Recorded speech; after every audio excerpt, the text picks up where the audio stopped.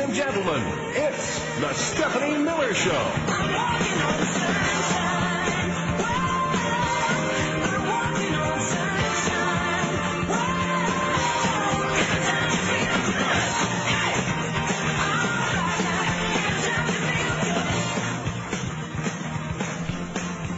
I had to fix that picture. We have a nation of anal retentive set directors that watch the show. Yeah, that's not in the shot, though. Oh, really? Okay. Well, that picture straightened everybody just for your edification. Anal retentives. Good morning. It is the Stephanie Miller Show. Jim, live in hour 3, right there, right next to you. Legendary laugh-in creator George Slaughter live in studio with us. How about that? He's getting some big fancy award something tonight. Oh, I didn't turn my box on. Pardon. Oh. Huh. Oh, do you want applause? Yes, thank you. Okay. That's good. Although Travis said he gave him directions last night in an ambient haze. So yeah, so we'll see if he gets here. He has been here before at the occasional party. Well, you go down. He did call it 11 o'clock, though. Right, left, or right. We'll send him the Californian's GPS. California. No, don't go that way. Check 405, because that's bogus. That's always good advice, isn't it? Don't take the 405. Yeah, not the 405. It's a mess. Yeah, exactly. It's like Calcutta. The whole stretch between Sunset and the 10. It's supposed to be done in June, though. It's supposed to be done in June. I used to have shocks in my car. Yeah. Never ends well. Doing 405. All right. Also, Charlie Pierce, our usual Tuesday pal. Yep. And, of course, a love letter. Not for me. For John Fugelsang. Of course. Whom we're going to see this weekend. In Chicago. Yeah. Yes, this is what it's like. Sexy Liberal Week. This is what it's like being on the road with John Fugelsang. Could you tell John? Could you hand this note to John? It's like being the girl. It's the ugly girl with the unibrow that sits next to John that just has to take notes from other girls. Sounds like you have experience with that. Excuse me. Hey, Armenian dude, could you give this note to John? The captain of the football team. They would just stick it in my natural afro or my unibrow. Yeah. Here, this note's for John.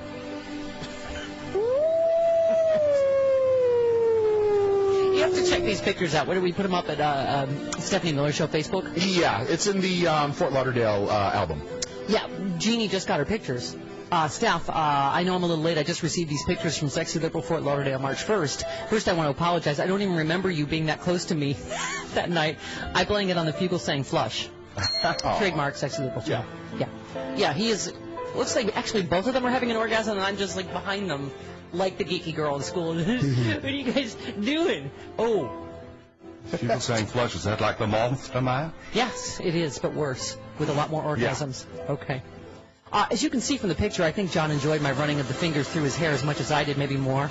No, not possible, and I enjoyed that moment more than words can say. I still close my eyes and I imagine John, my fingers running through.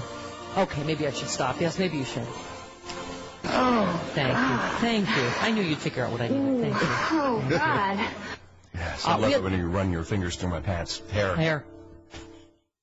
By the way, feel free to run your fingers through Jim's pants on Saturday at the Chicago Theater. He'll like it. Dig it. Take it. John in his hair, whatever. Yeah. Jim, although, has a handsome, sexy, liberal, and romantic new haircut just in time for Sexy Liberal. Yeah, just in time to be squashed by headphones. The best time that night. Can't wait for you to come back to Florida. Thanks for the great memories. Love and peace. Jeannie in Winter Park, Florida. Winter Park is like Orlando. She was not frigid in Winter Park that night. Winter Park's in Orlando. She came a ways for that. There is no winter in Orlando. No, people. It's a park where people winter. Ah, right. Yes. Not summer, they winter. And sometimes antique, and often typhoon. Yes. It is the Beverly Hills of Orlando. Right. Yes. And sometimes they sinkhole. Yeah, well, yeah. All right. People do travel. A lot of people road tripping. Yeah. For the big show. The big show. Chicago Theater. Hurry, go to Sexy Liberal Facebook, sexyliberal.com to get the real ticket links. Don't go to the scalper sites or the scammers. I think there's only like a teensy single-digit VIP tickets left. Oh. Like in the single digits. There were 15 yesterday. They may be gone. Go. Hurry. Run like the wind. Take it. Wow, okay. All right. Tommy. So somewhere between 0 and 9. I'm not exactly certain. Okay. Probably by the time I finished that sentence, they were all gone. But anyway, give it a try. And Tommy in Columbus, as you know, a helper. A helper, as we all know. Things not good right now in the radio business, particularly progressive radio. Right. This is Steph. I guess I need some helper music. Okay. Steph, God bless you for keeping up the good fight. Thank you, Tommy. And keeping the truth in front of the American people despite the millions of dollars being spent to shut down liberal talk radio. But you and your sexy liberal tour must keep up the fight, and you must watch every last dollar. Oh, listen, the guy that owns the show that's trying to kill me for the life insurance money, I hear about it all the time. So, people are eating too much on the tour. Can you not drink or eat? Could you stay in Why must there be station hotel wagon? rooms? You have lots of fans. They all have homes that come to the show. You could stay in the garage. Because? I see an item on here for toiletries. If you forget your toothpaste, that's your problem. Okay, just kidding. Hasn't gotten that bad yet. I actually thought of this yesterday because I thought that he might think of this. One way to save a lot of money is to get the mooks to and from Chicago without spending too much on plane tickets. I think I found a way. If some guy can do the 6-hour flight to Hawaii In the wheel well. in a wheel well, Right. Oh, God. then the 2.5 to 3 hours of Chicago should be easy for Chris and Jim. According to news reports, they'll get to sleep on the trip for about an hour before they land. In what universe is the flight 2.5 or 3 hours to Chicago? Well, it's less than to Hawaii. What if you have a really strong tailwind? Right. Besides, with the money you save, you should be able to upgrade to first class. Thank you, Tommy. I ain't going there. Actually, I paid my miles to Jim. Yeah. To fly first Jim's class. flying first and I'm class. going to fly in the wheel well because that's how I roll.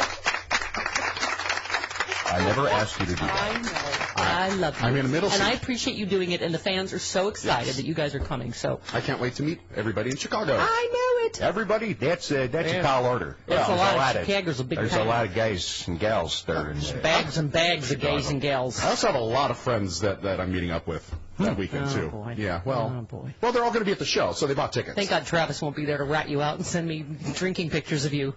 No, you always drink way more than I Here's do. Chris at the Billy Goat Tavern. You always drink way more than I do. No. I used to run into Steve Carell and Stephen Colbert at casting places in Chicago. in the Wow.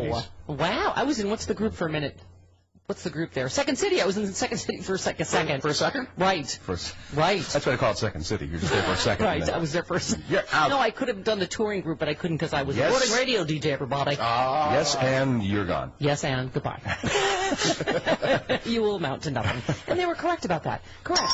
All right.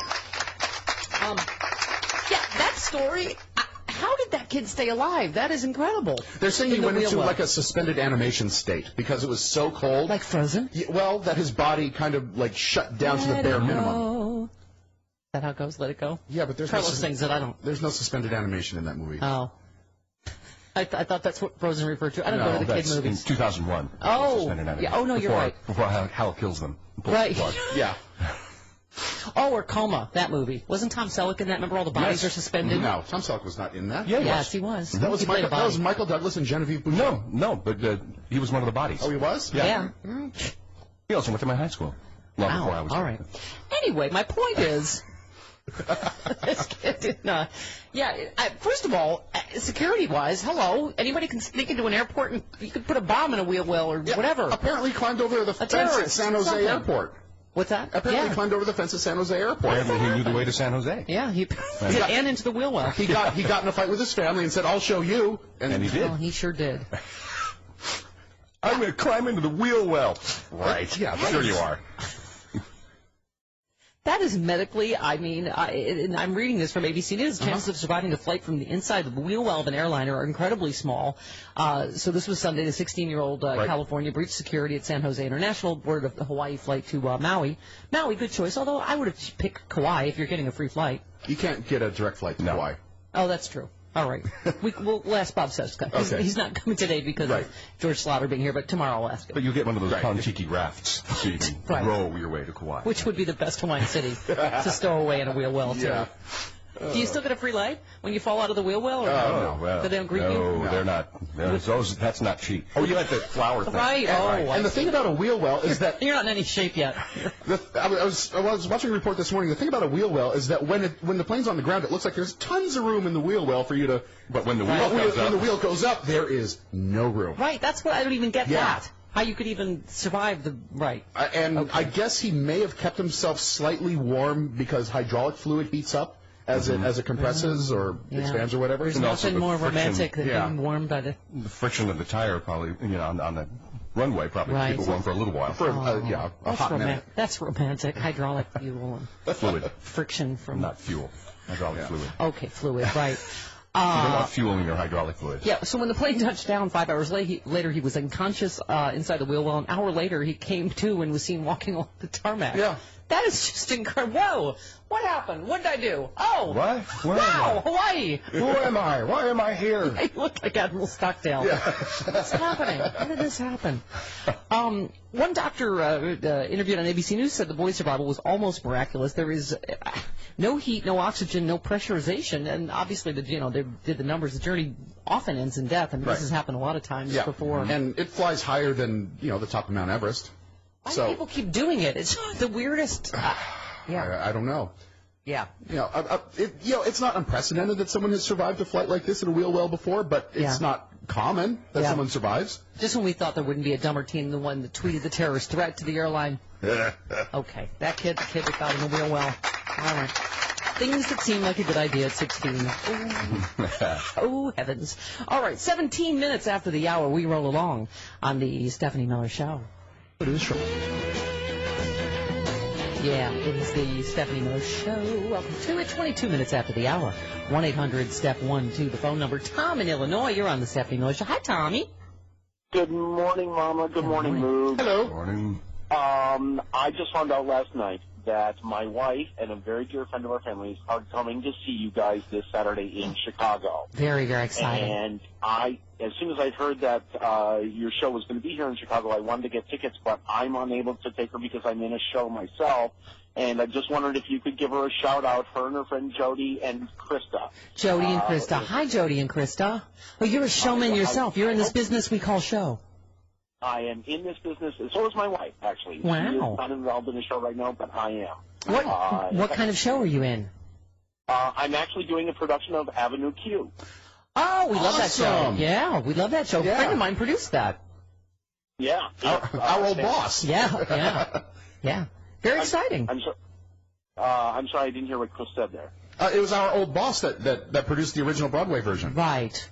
Oh, yeah, it was fantastic. Yeah. We actually had one of the original cast members come out and give us a Muppet boot camp at the beginning of the rehearsal process to get the whole process down. It's been amazing. Wow. Yeah, we open next week. But, I was... Well, good for you. All that being said, do not go to Avenue Q this weekend. Go to the Sexy Liberal Show. It doesn't open until next week, right? Yes, we don't open until next week. Right. He doesn't open until next week anyway, Chicago. You come to Sexy Liberal then next week. Okay, go ahead. But, Anyway. Jody and Krista are coming to see you guys. I'm so jealous. I've wanted to come and see you. I listen to you guys almost any chance I get. And just thank you for everything. You make my day just fantastic. Thank you, Tommy. And hi, Jody. Hi, Krista. Woot! We'll see you this weekend. Have a good show. We'll see you then. Yay! Speaking of general Chicago awesomeness, guess what I got yesterday? What'd you get? With this card. Look at the doggy. Look at the handsome romantics. From Mark and Phil, the owners of Mila Vacuums, one of our fine sponsors from WCPT in Chicago. I got the dog and cat hair vacuum they just sent me yesterday. Very cool. They write, Mama, Best Vacuum is proud to sponsor your show on WCPT here in Chicago. Great, Best Vacuum. Thank you. We thought you might want a Mila of your own to clean up after the mooks. Oh, you have no idea. So we're sending you the special Mila cat and dog model. Maybe now Chris can stop whining about all the pet hair on his equipment. No, he will never stop whining. Oh. Fred. It's funny we had Michael McDonald here because you do exactly this. What do you call it? When Fred gets near you. Uh-huh. Seriously, we just wanted to say thank you for lending your voice to our commercials and to let you know how much we appreciate your show and what you do. All the best. Mark and Phil, actual small business owners, trademark Stephanie Miller Show, who do not really like to listen to both sides. They just like to listen to Stephanie Miller. Right. Computer 38. And who can blame them? Exactly. Thank you. Oh, my God, I'm so excited. What? Why? What? About the vacuum. Oh. It's well, you should get one, too, cat people. Oh, yeah. Oh, yeah. I probably should. Well, with cats, you also have the kitty litter problem that gets tracked out of the box. I don't understand the whole going in the house thing. That is just... Your dogs go in the house all the time. No, they do not. You just had to clean something up the other day. Listen, there's we've had a couple of situations where a friend's dog peed, and then, now it's fine. Everything's fine now. You just move along. You just cleaned up a big pile of diarrhea. That was a full 2 weeks ago. My dad's still going to the house. When I briefly lived with the cats, with the ex, I was like, wow, when you have to walk by the litter box at the wrong time, I was like, oh, Keep the litter box clean. Clean it then. Well, right when they do it. Who wasn't cleaning the litter box? Somebody might have had some passive aggressiveness toward me. Who knows? Oh, did I forget that again? No, I'm talking about right when they go. If you happen to walk by at the wrong time. Yeah, but they bury it. Yeah, they bury it, and you don't smell it. Oh, really? As much. You just clean the litter box every day. Why don't I try that in here later and see, I'll cover it up and see if you can still smell it. Look, I put sand on it. It's fine. That was like in grade school. Sand. I never understood when a kid threw up and then they threw that stuff that was The orange stuff. Right, the orange stuff that smelled like Parmesan cheese. Boy, I'm like, no, now that's puke with cheese on I it. still remember when Edwin Donahoe barfed in second Right. grade, and Mr. Suggs came to clean it up with the Right. orange. That kid. Yeah. How does that make it better? I don't understand. And is there anyone that works at the school that can tell us what the hell is that orange stuff and how does it make it better? I don't know what you're talking about. We They never had throw orange stuff. Well, Jim and I are old. They would throw orange stuff on top of when a kid puked. Try to absorb the... But it smelled. It was like orange Parmesan cheese, and I'm just saying. Like I don't get the sprays, the lavender. It's just like, oh well, now it smells like with lavender scent. My elementary school, we had outside hallways. So yeah. Aren't you fancy? Well, so you just hose it down if someone. Well, no, this was in the class, right in the classroom. Oh, okay. Barf, right. All right, speaking of shows and show folk, everybody. Right, yes. Did you hear Neil Patrick Harris cursed at a fan? Yes, but he was in On character. Broadway. But he was in character, Right. which is awesome. I curse. You will hear me curse many times. It's actually on purpose. At you or not at you, just, at the air. Neil Patrick Harris. Have you clouds? Yes, I yell at clouds. Yeah. I'm really too elderly to be on the road, but, it is what it is. They shove you out there, and you do your thing. Where's my walker? I'm like Liza at this point. Oh, okay. Hip goes. Neil Patrick Harris had a tart response for an overeager fan who interrupted his performance of a new Broadway show. A female theater goer shouted out, "I love you, Neil." First of all, barking up the wrong tree. Right. Clearly. Plus, Well, he's happily married and has children. Character. Yeah. So... Right. As the title character in Hedwig in the Angry Inch, without breaking character, he responded, "I'm doing something up here, mother." The audience cheered, and I guess it was all in good fun. Well, that's what the character would say. I'm doing something there. That's what the character would say. I totally get it. Some people, I told you, don't get what's the fourth wall thing in theater, that you're not supposed to yell at the character. I told you I had drunken friends come to a play in college, and there was a scene my character was holding a diaphragm, the birth control. Of course, in that play, I saw it several years ago, she addresses the audience directly. Right. Yeah. So right. it's not... Anyway, they started drunkenly yelling, "Woohoo! Put it in!" And I was like, later I was like, guys.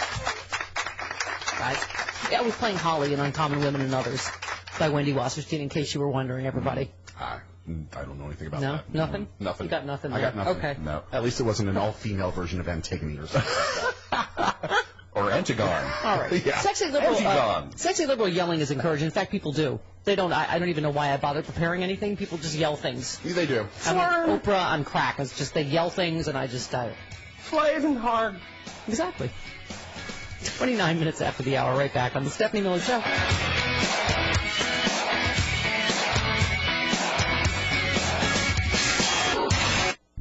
Today on the show with Stephanie Miller. It is the Stephanie Miller Show, full of helpers. Brian in Oklahoma knows what the orange powder was that the teachers threw on kid puke when we were in grade school. Hi, Brian. Hi, Steph. Hi, Lux. Hi. Good morning, everybody. Hi. The orange Parmesan cheese stuff is an emulsifier that pulls the liquid out of the mess and turns it into kind of a crusty substance that you can scoop up pretty easily. Eat up breakfast, everybody. Do what? I said, eat up breakfast, everybody. There you go. There you Yeah. go. Why did it smell like Parmesan cheese? That's my only question. I remember that. Yeah. Maybe that was a Buffalo thing. That's the way the chemical works. I don't know why. Oh, I see. Maybe, yeah, it's the way it interacted. Maybe it's because it was mostly chicken wings that Buffalo children were ingesting. So maybe somehow... Chicken wings and blue cheese dressing. It's already orange. Or beef on weck.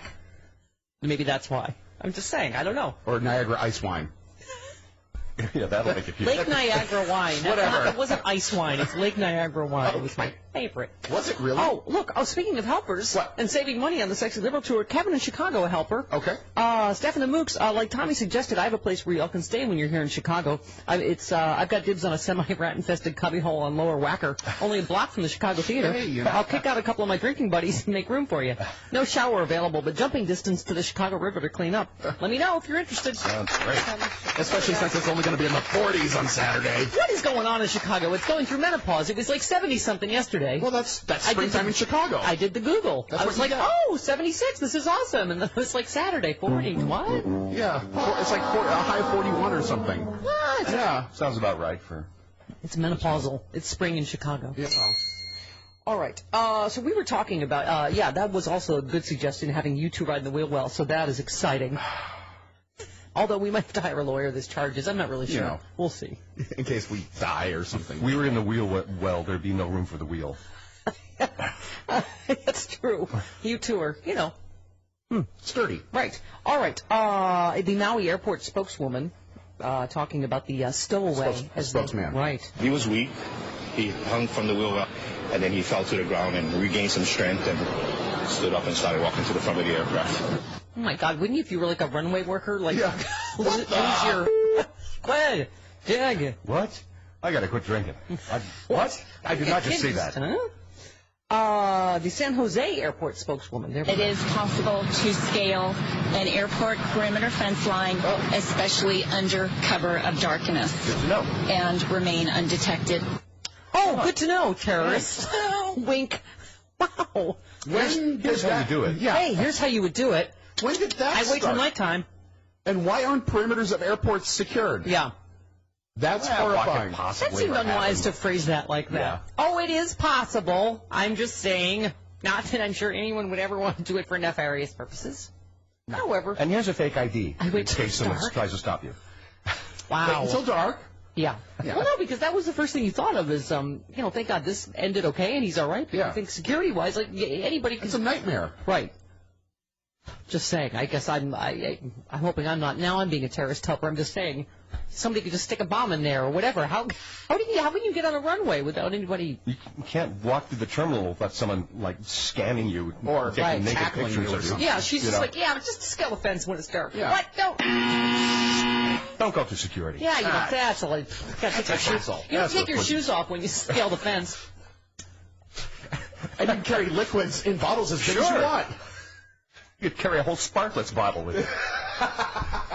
Don't you hate that when you have to give up your water and you just bought it? Just go through the fence. Okay. Wow. Huh. So, that happened. And, we didn't let it. No. Somebody did. Yeah. Looking at you, San Jose. All right. Meanwhile, in other tragic transportation news, wow, this ferry crew, Oh, yeah. yikes, this gets worse and worse. Prosecutors are considering charges of accidental homicide against the captain, the third mate, and the helmsman of last week's doomed South Korean ferry. At least 80 people confirmed dead in the tragedy, 222 others still missing. And, so this death count has obviously been And there are a bunch of rise people a lot. in that air pocket Yeah. and couldn't get anyone to help them. Yeah. The captain initially told passengers to stay in their rooms and waited more than a half an hour to issue an evacuation order as the ferry sank. But then the ship had tilted so much it believed that many of the missing could not escape. Video showed that he was among the first people rescued. Oh, how about that? Some of his That's crew said he had been hurt, but a doctor who treated him said he had only light injuries. Wow, this has happened a couple of times, right? What's the old saying? The captain goes down with his ship? Yeah. Computer says Not so no. much lately. They sometimes are the first to skedaddle. The captain skedaddles Yeah. and lets everyone else die. Right. Yeah, like that. The Italian Italian, ship. right. Yeah. Yeah. Right. Yeah. Costa Concordia, was that? Yeah, Yes. I think so. Yeah. It's going to cost you. The South Korean president said that the captain and some crew members of the sunken ferry committed unforgivable murderous behavior by telling passengers to stay put while giving themselves opportunities to escape. You said yesterday there's some reports that they were on walkie-talkies talking to each other about how to get out of there. Right. The person that actually was at the helm is a relative rookie shipmate with just over a year of experience. We talked about this yesterday. But the captain reportedly left her in charge of a tricky route while he took a break. So that seemed to be the first, thing he did wrong. Lee has said he waited to issue an evacuation order because the current was strong, the water was cold, and passengers could have drifted away before help arrived. But maritime experts said he could have ordered passengers to the deck where they would have had a greater chance of survival without telling them to abandon the ship. I was reading some of the ship-to-shore communication, and they were saying, like, what can you come now? How soon can you rescue? Like, if we tell the passengers to, and I think what they were saying was, we'll put them in life vests. Like, don't, have them just, jump into the sea. But they were saying, and then they were saying a helicopter can come. It can be there in 10 minutes. But the person said there's too many passengers. A helicopter isn't going to be sufficient. And so, but I guess it's all hindsight now. But boy, it sure doesn't look good for the. For the crew and the captain. Okay, so that's that. Right, meanwhile, back to World War III, everybody. Great. Hey, look alive, World War III, everybody. The vice president in Ukraine to show support as tensions rise, to push for urgent implementation of the international agreement and trying to de-escalate tensions over there. The U.S. has said it will decide within days, not weeks, whether Russia is abiding by the accord. Right. Why? Well, let's ask Putin to ask Putin, or Snowden to ask Putin if he's telling the truth or not. Snowden has walked back his comments. He said that might have been an error? Might have been of some an error. Sort? Anything else he would like to rethink? No. Okay. Yeah. Let's not go there. Jay Carney. Well, first of all, they signed the agreement, and the Russians. They have committed themselves by signing to use their influence to stabilize the situation in Ukraine. Yeah, have you seen the Green Men? The Green Men are calling them, or showing up.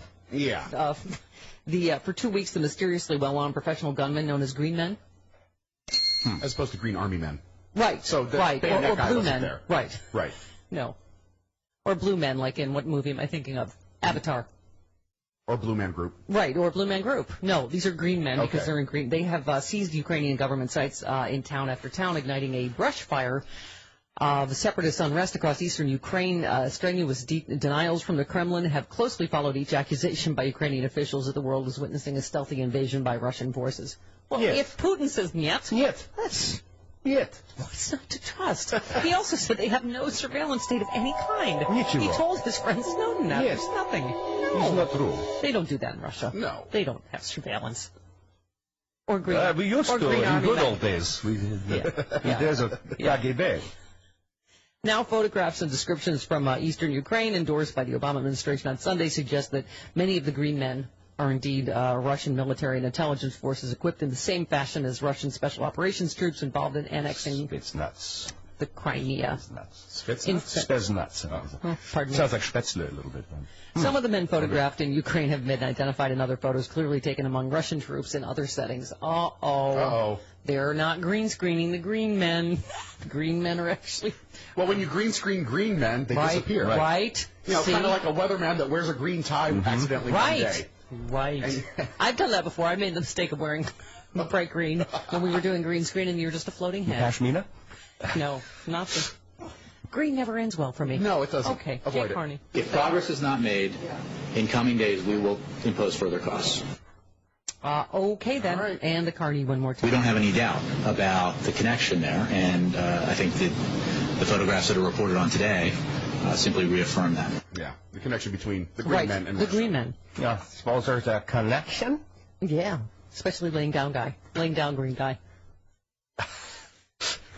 Or leg melted with a magnifying glass guy.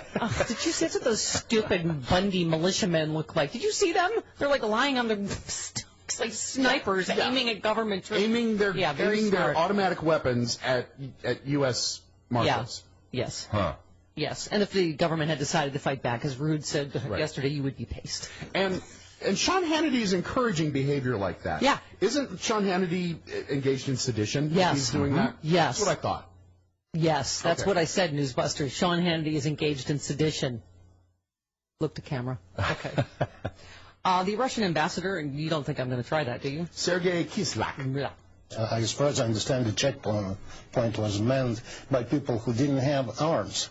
So they were attacked by people who are representative of the outright movement in the Ukrainian political spectrum. Yeah, their arms were melted off by a magnifying glass. Here, hold this gun. I have no arms. You have no arms, right. Sorry. I don't think you meant those kinds of arms. Sorry, Jim and I were not clear what he meant. Both of you went there that I could see. I have no arms. Yeah. But your arms off. It's tough for a security guard. I'm just saying. Maybe you should seek another line of work. It's like the Black Knight. Yeah. Well, it's still a flesh wound. It's only a flesh wound. All Your right. arms off. 45 minutes after the hour. We are fully armed. Yep. Right back on the Stephanie Miller Show.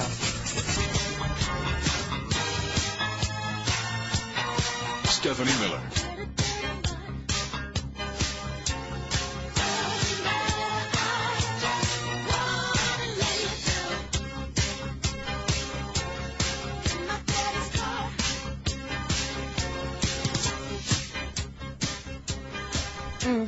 It is the Stephanie Miller Show.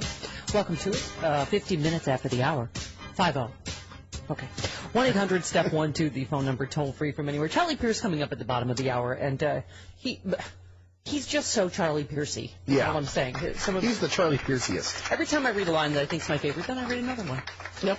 Oh, he was talking about, I saw this too. Who was it? David Brooks, questioning the president has a manhood problem on the Middle East. Yeah. Oh, my. And he said, Charlie wrote, having your manhood questioned by a walking piece of tweed like David Brooks. His choice of phrases. Anyway, so lots of great stuff about that. Charlie Pierce coming up at the bottom of the hour, and then a comedy legend, laughing creator George Slaughter, live in studio with us. How exciting is that? Very interesting. But stupid. Not him. That's the character. Right. Okay. He also helped to create You know what'll be real funny? people. Is he'll open that door like I'm laughing. And then Alan Seuss will stick we'll his have- head through the wall. And we'll have Joanne Worley say hello. Exactly.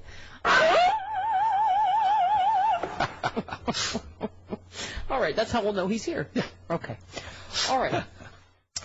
So by the way, speaking obviously we just covered what's happening in Russia. Was State Department spokesman on Syria. We have indications of the use of a toxic industrial chemical, probably chlorine, in Syria this month in the opposition-dominated village of Kafir Zeta. We're examining allegations that the government was responsible. All right, who peed in the pool in Syria? Everybody? Chlorine is worse than that. I understand. Okay. I did not mean to joke about something so. Okay. All right. More importantly, I think it was wise the White House did comment on Russia and on Syria, did not comment on deporting Justin Bieber. Thank God. Which, because that is a little more, it's a little volatile diplomatic situation, Jim. Biebergate? Biebergate. Over 250,000 Americans asked the White House to revoke his green card and send him back to Canada. Right? That's what that was about. And, petitions that surpass 100,000 signatures require an official White House response. So here was their response. They said, we are sorry to disappoint, but we won't be commenting on this one. The response was not off, eh? We'll leave it to others to comment on Mr. Bieber's case, but we're glad you care about immigration issues because our current system is broken. Too many employers game the system by hiring undocumented workers. Good. And 11 million people are living in the shadows. Nicely done. That was deft. Nicely done. Speaking, John Boner, of what the American people want immigration reform. The American people. Hey. American people. Okay, thank you. Tavern. Bob Seska told us that because we thought tavern was his only keyword to cry. Right, but also American people or America. Yeah. Okay. Can we exchange Justin Bieber for Rob Ford? Because he's more entertaining, I think. Does he have the same acting coach, John Boner, I wonder, as Pistorius does? Because I assume that Reva is the cue word for him to blubber. I didn't know. What? I didn't think that there was anyone behind the door, so I shot anyway. Right. I really hope he gets his money back from that acting coach. And see. Wow. Yeah, well, Yikes. back. We'll call you. Okay. Don't call us. We're going to go another direction. Wow, that was the range of emotions from A to B. Right. Wow, that was just kind of one note your performance. From A to A.5.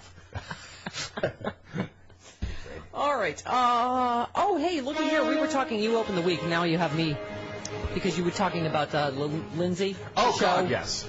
Oh, yeah. Oh, yeah. Right.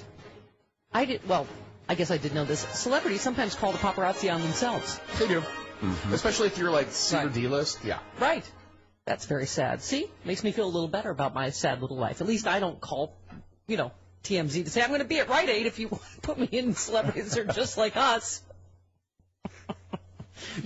For every A-lister who carefully dodges the camera, there are B and C-listers trolling celebrity haunts looking for a little extra publicity. Look at me! Look at me! Don't look at me. The ugly secret is some stars want to be hunted during the great Britney Spears hunt of 2007. Oh, don't we remember that out here in L.A.? That's when she shaved her head and beat people with an umbrella. Right, and the tattoos. She would reportedly call select paparazzi right before moving. Kim Kardashian, that's so weird that she would do something for publicity. Huh. Routinely tipped off the paparazzi in her early days. Just in the post-sex tape era then? Yeah. Because that didn't get her quite enough attention. No. Right. Someone falling off the fame radar like Denise Richards or Tori Spelling will make arrangements for paparazzi to come over and shoot them with their kids. Oh, that's nice. Use your kids as props. Oh, precious. Lindsay Lohan, your friend, has alerted photographers to her whereabouts in return for a gratuity. Mm-hmm. I'll do it for whatever she does it for. I'll do it for less.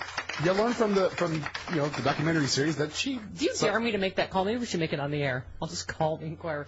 How much would you pay me to tell you where I'm going to be later? Nothing. And you are. Right. Really? Why would we? And I would know you because. You were in the tabloids once. Oh, right. When I had the late night TV show for a minute. Right. Yeah. Yeah. With the it took me many, many years, but apparently I broke up the Melissa Gilbert Bruce Boxleitner marriage. Right. Yes. Okay. Not because you went after Melissa Gilbert. No. But because you went after Bruce Boxleitner. They weren't very hip to the She left him for Danny Bonaducci. Right, exactly. Whoopi Goldberg has a pot column. All right. She likes the ganja.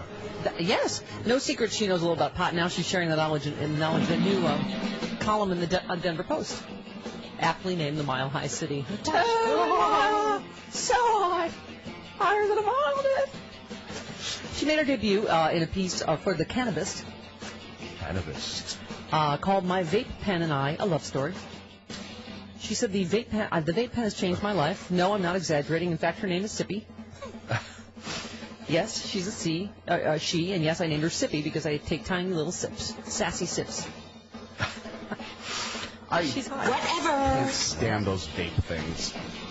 Oh, you have some knowledge of this, do you? Well, no, people they smoke the liquid nicotine stuff that's flavored like my candy friend had and one stuff. of those the other day. The e-cigarettes. Yeah, someone said that on Twitter said that they outlawed vaping in the city of Los Angeles, and I said vaping, otherwise known as douching, because only douches vape. Why? Isn't it supposed to help you get off regular smoking? Isn't it? That's the idea, but that's the idea. But you're still sucking in nicotine. No, but it means you're not contaminating other people's air with smoke. Oh. But there it smelled like it to me. There are other materials that go into the air, and so it's not as safe. You're like, as you might think. Thanks for not having the cigarette. Ooh, is that? Yeah. Is that? I don't know what else is in there. I don't know. When I was in the 70s. Is that asbestos? In Europe, if you went to a bar, it was just clouds of smoke. Yeah. Are you kidding? My living room was like that. You would reek of My dad was. Oh. It was like a poker tournament. Within 30 seconds, your hair and your clothes are just completely permeated. All right, 58 minutes after the hour, Charlie Pierce, much more as we continue on the Stephanie Miller Show.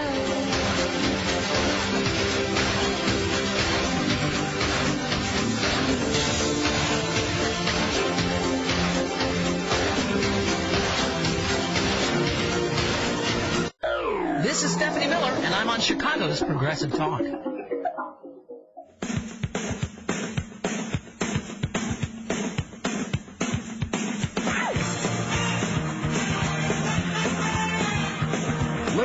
and gentlemen, it's the Stephanie Miller Show. I'm walking on sunshine.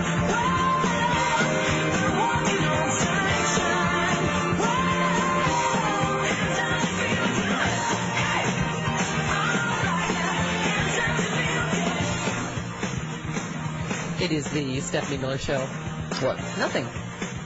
I'm smiling because Charlie Pierce is coming up, bottom of the hour. No, that was a cat caught a mouse kind of smile. That wasn't a, yay, Charlie Pierce is here kind of smile. What's it was going on? yay, George Slaughter, creator of Laughing, is going to be live in studio with us in hour number 3. Very, very exciting. That wasn't that kind of smile. You're up to something. It's sort of a love letter. That's the look that Jazz gives me when he knows he did something wrong. I didn't do anything wrong. It's another letter about my... pooped outside the box today. I'm sorry. Actually, my cats have never, ever gone outside the box. Oh, aren't they something? They are good boys and girls. Mm-hmm. They think inside the box? Yes. Okay. Another love letter to my bronze ass, which is displayed here if you're watching on Free Speech TV. By the way, you can go right to StephanieMiller.com, click, there we are. Right there. Live in living color on Free Speech TV. Just go to... Someone wrote me another letter about the wonders of Roku. That new stick you talked about? Yeah. Roku. It's $50. Yeah. And you can also get Amazon and Netflix and all kinds of stuff on it. Yeah. Wow. And Free Speech TV, and you put it in the back of any HDML, right? No. HDMI. HDMI. LMNOP, Yes. Any TV. It doesn't require a USB port, which most TVs don't have. All it requires is a HDMI port, which most TVs made after 2006 have. USB. Oh, wait. Right on for USB. Never It mind. just requires HDMI. Okay. Anyway, but somebody was saying it's amazing because it's $50 one-time thing. Wow. Mom on the Mooks. Now there are some and my bronze ass. There are some channels that you can get on there that require a monthly subscription, but you don't have to get those if you don't want. Right. Free Speech TV is free. Thank you. Anyway, Paul writes, I'm confused. While I enjoy looking at your bronze ass, yesterday we got a hate letter to my bronze ass. Someone said they do not take me seriously. I don't know why you would anyway, but they can't concentrate on all the smart things I'm saying because of my bronze ass. Mm-hmm. Right. Undermines my intelligence. Okay. I enjoy looking at your bronze ass as much as the next guy or girl. There seems to be more than just ass. Could it be a thong? Mm-hmm. Yes, I believe you there can is. get it for a thong. You see, it does. If so, why not put some color on that bad boy? Like holiday or seasonal decor? Red, white, and blue for the 4th of July. Green for St. Patty's Day. Just saying. Big fan, Paul. Particularly of my ass. Oh, and I was smiling because, as you know, I go commando first, so I don't have any, but I was just thinking I could go root around up there and see if anybody left anything I could use to decorate them. All right. By the way, we have a little bit of breaking news coming out of the Supreme Court. The Supreme Court has upheld Michigan's ban on affirmative action in college admissions. So, so they don't have to use affirmative action in Michigan colleges. Can I just say, Bob Seska, who we normally have today, but George Slaughter's in, so hopefully we'll have him tomorrow, but he wrote a great piece about it. We didn't even get to this yesterday about Justice Scalia. Yeah. He used the word revolt when he was talking to a group of students about if taxes are too high, you can revolt. Also sedition. Yeah. Right, and while he didn't obviously say armed, I mean, when you look at what's going on with this Bundy thing, and like you were saying, people like Hannity and, Fox News, it seems like actively encouraging that sort of thing. I mean, it's just really dangerous. And another reason why I just think this guy is so unfit to be a United States Supreme Court justice, and why elections are so important. He was speaking to the University of Tennessee College of Law, and he said that he told students they should revolt if they feel taxes are getting too high. And by the way, as Seska writes, he goes, he's old enough to remember the 90% tax rates under Eisenhower. He was answering a student's question about the constitutionality of income tax, and he said the government has the right to impose the tax, but if it reaches a certain point, perhaps you should revolt. Just saying. Yeah. Yeah, they tried that once in the 1860s. Didn't work so well. Yeah. He also stressed his position as a constitutional originalist, saying the Constitution is not a living organism, for Pete's sake. It's a law. It means what it meant when it was adopted.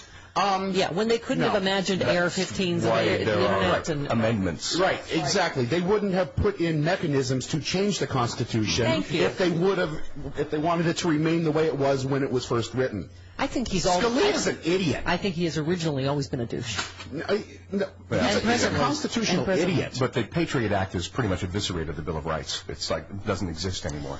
And yet our Congress keeps pushing it through again. Mm-hmm. Anyway, anyway, Bob's article on Scalia really is because he's a sitting United States Supreme Court justice, and that's kind of because he's talking about this theme. And somebody did a piece because we've often said certainly elements of it are racial with President Obama being in, but actually they went back and during Clinton they said pretty much any time a Democrat's president, they become their elements become this anti-government mob.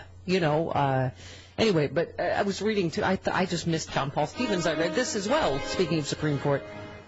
He condemns campaign finance ruling, saying it is really wrong. Former Supreme Court Justice John Paul Stevens criticizing the McCutcheon versus FEC ruling, saying the court took a really wrong step in its latest no kidding. He told the Times he believes the majority opinion penned by Chief Justice John Roberts marks another wrong turn by the court on campaign finance issues. The voter is less important than the man who provides the money to the candidate. Stevens said it's really wrong.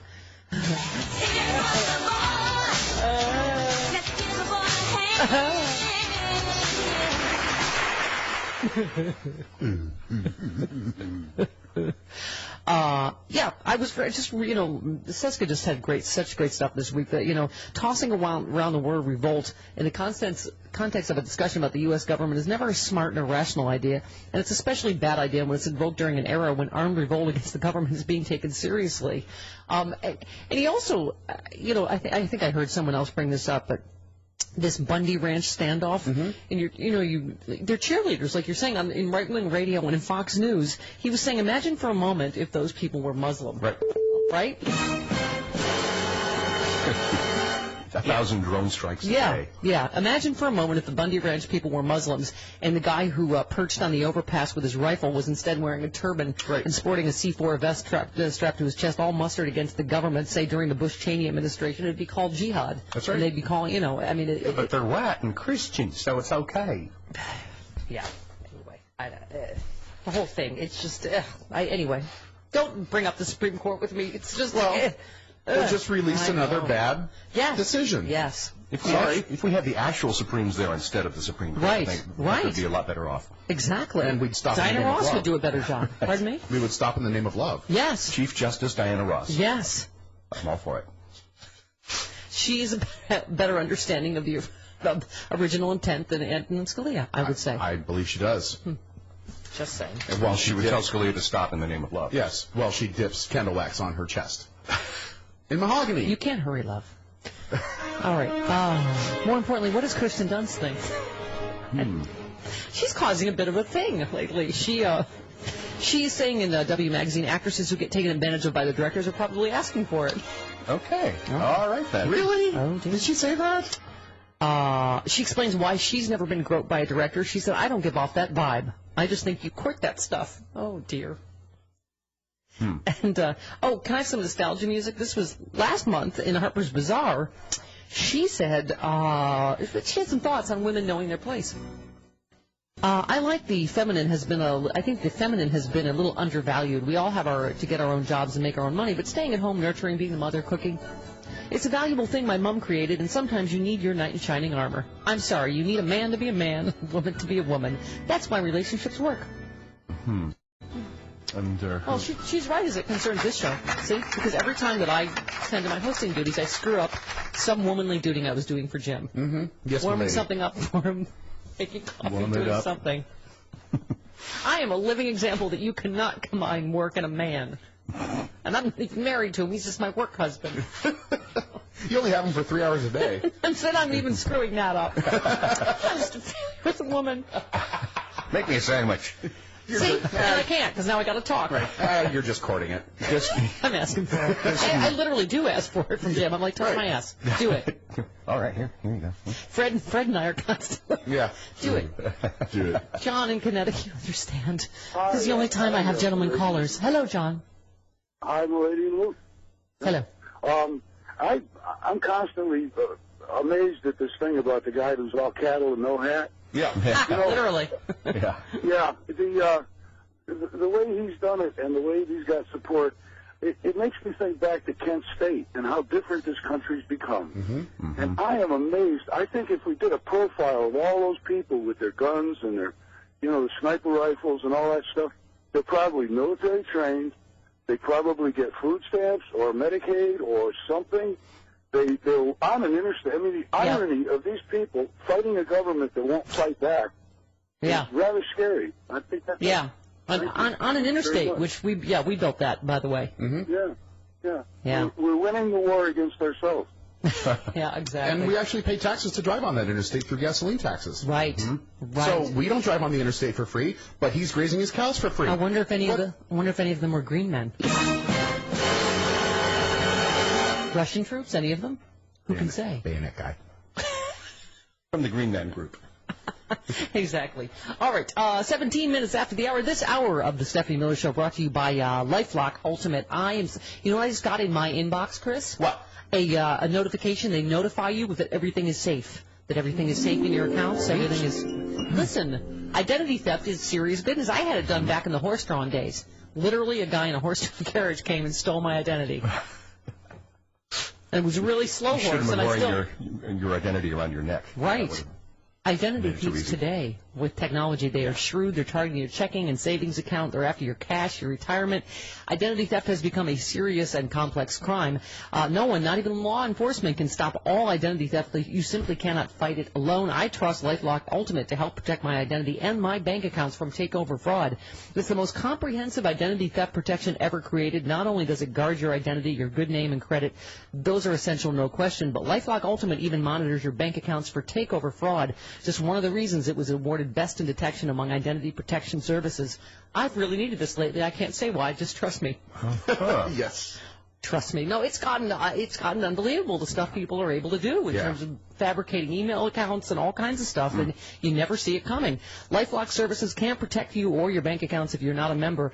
Visit LifeLock.com, enter the promo code Miller10, or call and use the promo code Miller10 for my special 10% discount. That's promo code Miller10 to get my special 10% discount. Call 800-499-1070. That's 800-499-1070. 800-499-1070. Network does not cover all transactions. Do it! LifeLock Ultimate. 18 minutes after the hour, right back on the Stephanie Miller Show.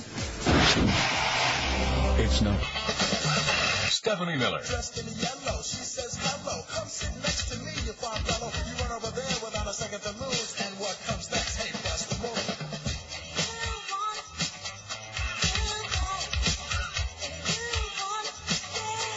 Just bust the move.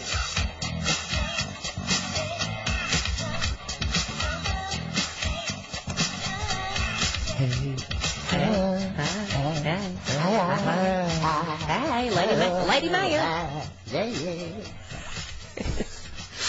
Are we having a group nervous breakdown? I think we're having. It is possible we have known each other too long. There's no oxygen in this room. No. So, if you wonder why we're loopy. I think we're having a brain-related event. Little cartoon Peggy Noonan Chardonnay birds tweeting around our head. Okay. 1-800-STEPH-1-2, the phone number. Toll free from anyone. To take me away. Those birds sound like they were attacking Suzanne Plachette. Picking out her eyeballs. Yeah. And we don't have any phone booths now. No. So now, really. You can't get away from the birds. Grant in Tulsa, you're on the Stephanie Miller Show. Hi, Grant. Hey, thanks for taking my call. Yes. I just wanted to say that I've tried to call some of the right-wing talk show guys, and one in particular that really irritates me is the Long Island Leprechaun. And I can't get on this show because I wanted to ask him a simple question. Why doesn't he just encourage Mr. Bundy to follow the law and get his cattle off the land, pay the money, and don't answer the court order with an assault rifle? Right. Yeah. See, I don't really understand that. I'd like to say something else, too, is that as a person who served in the Army twice, when I joined the Rangers back in the 1980s, I took an oath that said that I would protect the citizens of this country and the Constitution and its leaders, and I would never take up arms against it. I meant that oath. Yeah. And I don't understand any military member who would threaten to kill any police officer of any kind, a park ranger, or even just an ordinary citizen. Yeah, I mean, and the rebellion. Right, and Grant, what makes you think somehow you're a big man, that you're pointing a rifle at a government employee over not paying your taxes? Right. You're the one breaking the law, over not paying fees that all of your neighbors are paying, for... That's right. Right.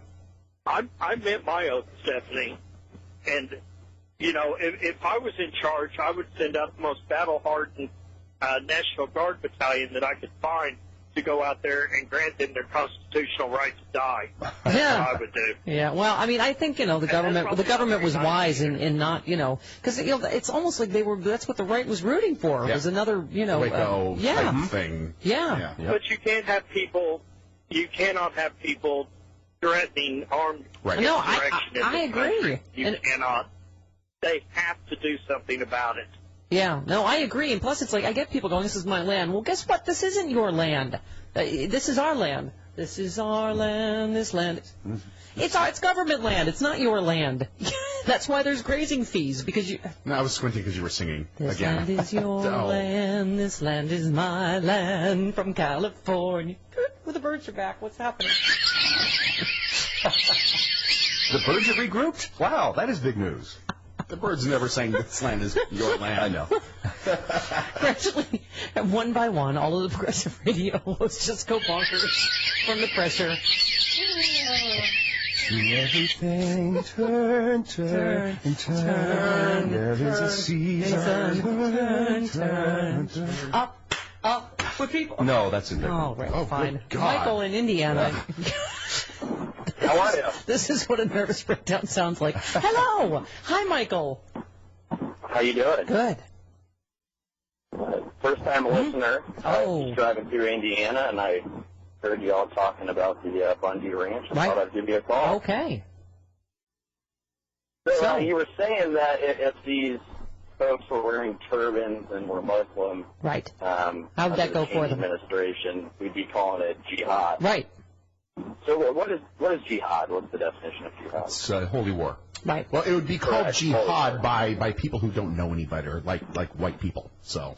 Right. No, I understand what you're saying. Okay. But, I mean, at a certain point, I think, especially me, I mean, Indiana, I'm in the one blue county in the state, it seems like, and we just got our first income tax, and then our property taxes just went up, and it gets frustrating at some point. You say, enough is enough. I don't get enough.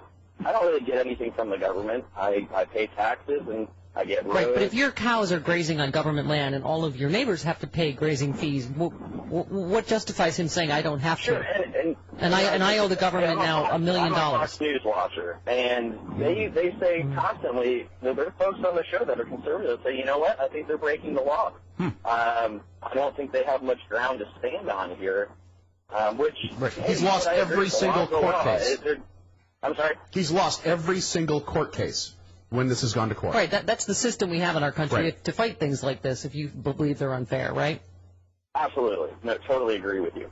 But I guess what I'm saying in a broader sense is, hey, I don't think these people are trying to be violent. Whatever the issue is, I think it's okay to stand up against the government. We have the right to bear arms. You say that, because they may have had a couple of sentient beings on Fox News. I mean, Sean Hannity floated the idea the government wanted to assassinate Bundy. Yep. Fox and Friends openly weaving into a story about the President Obama mustering a citizen army to serve as another Nazi-style SS. I mean, do you think that's responsible rhetoric around this? Well, I mean, sure, it's all rhetoric. When Colbert says something, hey, it's satire. I mean, both sides do it. Right, but that is satire. No, both sides, Sean Hannity is not satire. Trademark, both sides do it.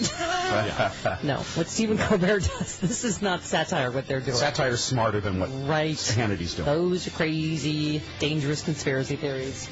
Right, it's an SS, clearly. That's what the president's doing by asking someone to pay their taxes. Okay, right back on the Stephanie Miller Show. Charlie Pierce. Stephanie Miller. It's white wine, ice cubes, and Sprite. She calls it funky juice. Wow. It is the Stephanie Miller Show.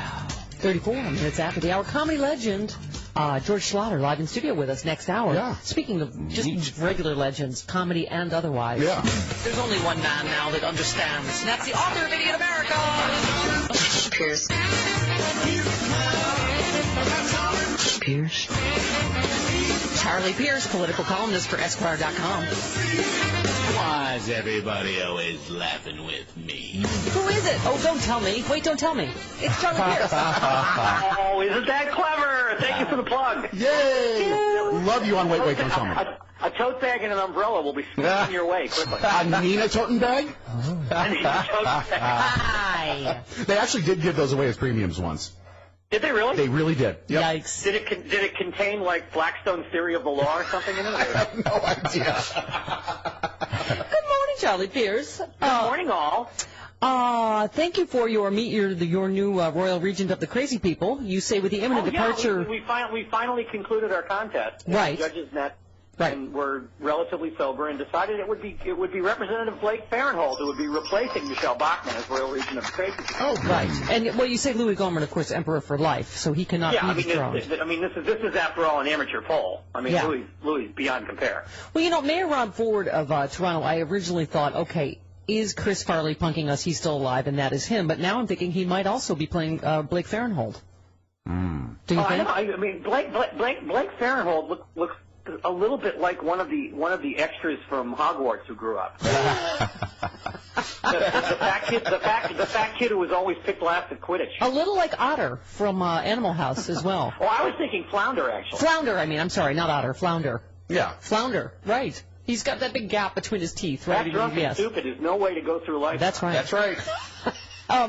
You say, of course, there are midterms coming up. God knows who the Republicans will elect this time around. Uneasy lies the head that wears the propeller beanie. He looks like he'd be totally at home in a propeller beanie. Yeah, he is something. What was this? Yeah, I don't even want to guess who the contenders will be next year. Oh boy, well, one can only wait with bated breath. You also checked in with the pipeline saga. You said we watched as the State Department wisely kicked down the road again a decision on our old friend the Keystone Pipeline, or as you call it, the continent-spanning death funnel. Yeah. And I take credit for that. You know why? I take credit for you and me and our caller that called Ed Schultz and brought him around too. I'm going to take the credit. Was that the caller who told Ed about me and Ed said he never heard of me? Yes. Yeah. And you and I have never gotten over that. He and I are going to have to go out on the lake and kill some fish or something and introduce each other to it. Yeah. But this is good news. You write the general campaign against tar sands oil per se is starting to grow some serious teeth. Even the extraction industries are admitting they should have come up with a superior line of bull. Yeah, I sense that too, Charlie. Well, I mean, what's going on in Canada is really remarkable. The Canadians have a couple of things that we don't. Number one, they take the promises they made to their native population seriously, whereas we don't and never have. And the other thing is they were building this other pipeline to go to the West Coast, and they were going to have this big terminal in a place called Kitimat. And the voters of Kitimat voted overwhelmingly in a non-binding plebiscite that no, we don't want this thing here. Yeah, they're running into all kinds of problems up there. I was just telling these guys, I took my friend out for Easter brunch in Manhattan Beach, and we went for a walk on the beach, and she was barefoot. She got tar all over her feet, and and then hands trying to get it off. And she was like, "We've never had that here." But I mean, it's and we were saying you don't know what the source is, but it seems like that's what's happening too. A lot of people are waking up in these places and going, "Hey, we don't want this here," Well, no, I mean, when the extraction industry people say that they should have explained themselves better, they can't explain themselves better because this stuff is foul. I mean, this stuff is the worst fossil fuel ever developed. Yeah. And it's full of sand too, so which erodes the pipes more quickly. So there's there's a lot of the other major problem is they build these pipelines and then they don't pay any attention to them anymore. And now it's come out that the Keystone people, when they build this pipeline, after they're done using it, there's an agreement with the people who signed with TransCanada and Nebraska have discovered that once TransCanada is done using the pipeline, they're responsible for anything that happens on their land. Wow. So if the tenure of the deal with TransCanada runs out and the pipeline leaks on your land and poisons the immediate 3,000 acres, you're responsible for it, not the company. Oh, nice. And in my experience, Jim, people don't drink the sand because they're thirsty. Yeah, I'm not even going to play that. No. They drink the sand because they're looking at Michael Douglas and wondering what exactly went on during Basic Instinct. Exactly. Well, I think we know. I heard he chafed, by the way, but Sharon Stone has never admitted that. You heard he what? Chafed. Oh, Charlie Louise Pierce. All right, let's move on. Going down like a bathysphere. Yes, indeed. This was unbelievable. I saw this too. David Brooks on Meet the Press talking about Obama's manhood problem as it regards the Middle East. Was David Brooks the cowboy or the policeman in the village? Yeah. Ooh, so manly.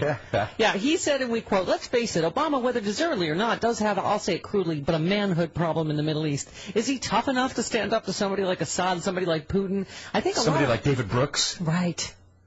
I think in the Middle East there's an assumption he's not tough. Wow. And you say, allow me to retort crudely, off. You insufferable foof.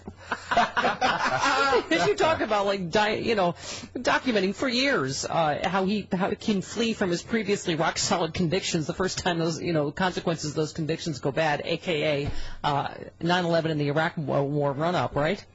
Oh, absolutely. I mean, he was cheering on the tough-as-nails foreign policy of the previous president, which, of course, got us into all kinds of wonderful situations. Yes, who had no manhood problem. Suddenly, when it looked like American conservatism was, had passed its sell-by date, he was all over it about how he had been betrayed by the people he had supported previously. This is a guy whose continued employment mystifies me. Yeah, well, I mean, I do not get it. I love your line about obviously Bush had no manhood problem, which in Mr. Brooks' world is measured drop by drop by the blood of other people's children.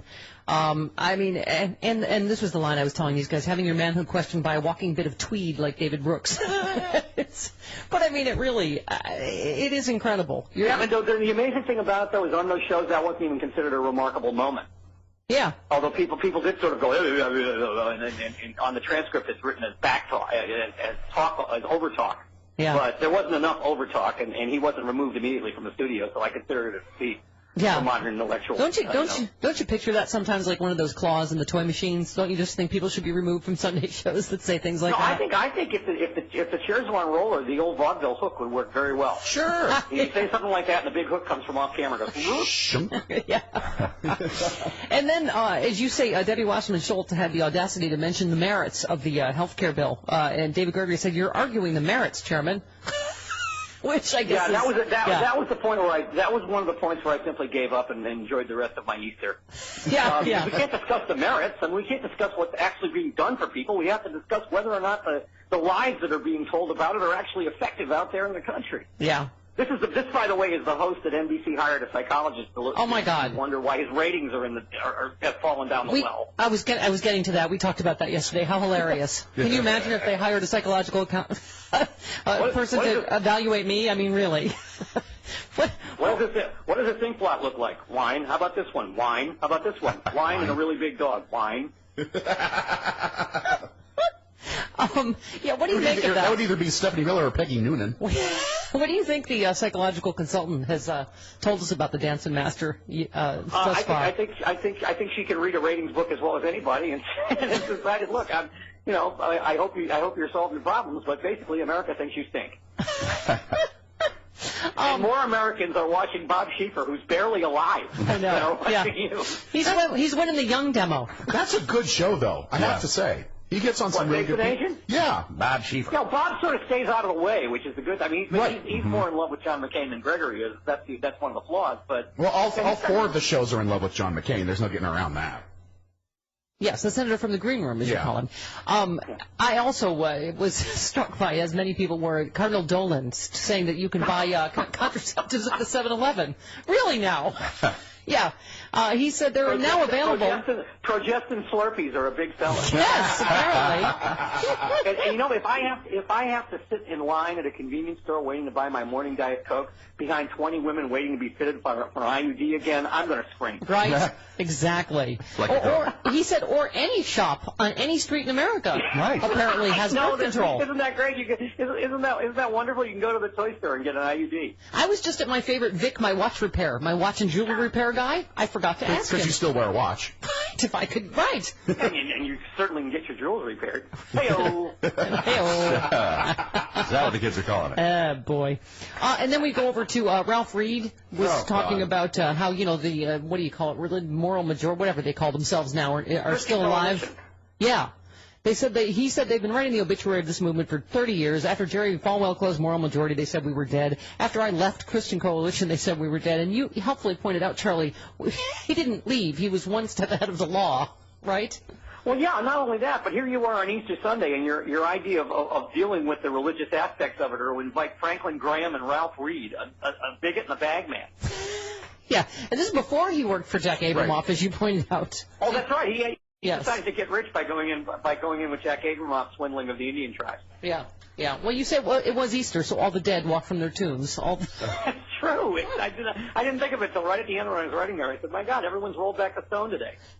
And that's why you're Charlie Pierce, and you are pure magic, sir. Oh, I am so happy that you said that. I'm now going to try to find a convenience store that doesn't sell IUDs. Good luck.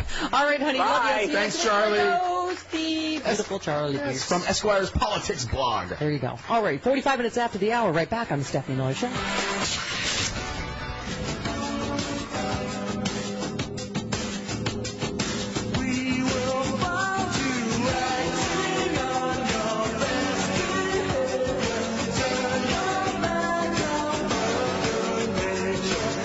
Stephanie Miller. No, not a good look for you. I am losing it. Okay, that's arugula, because we're a fancy liberal show.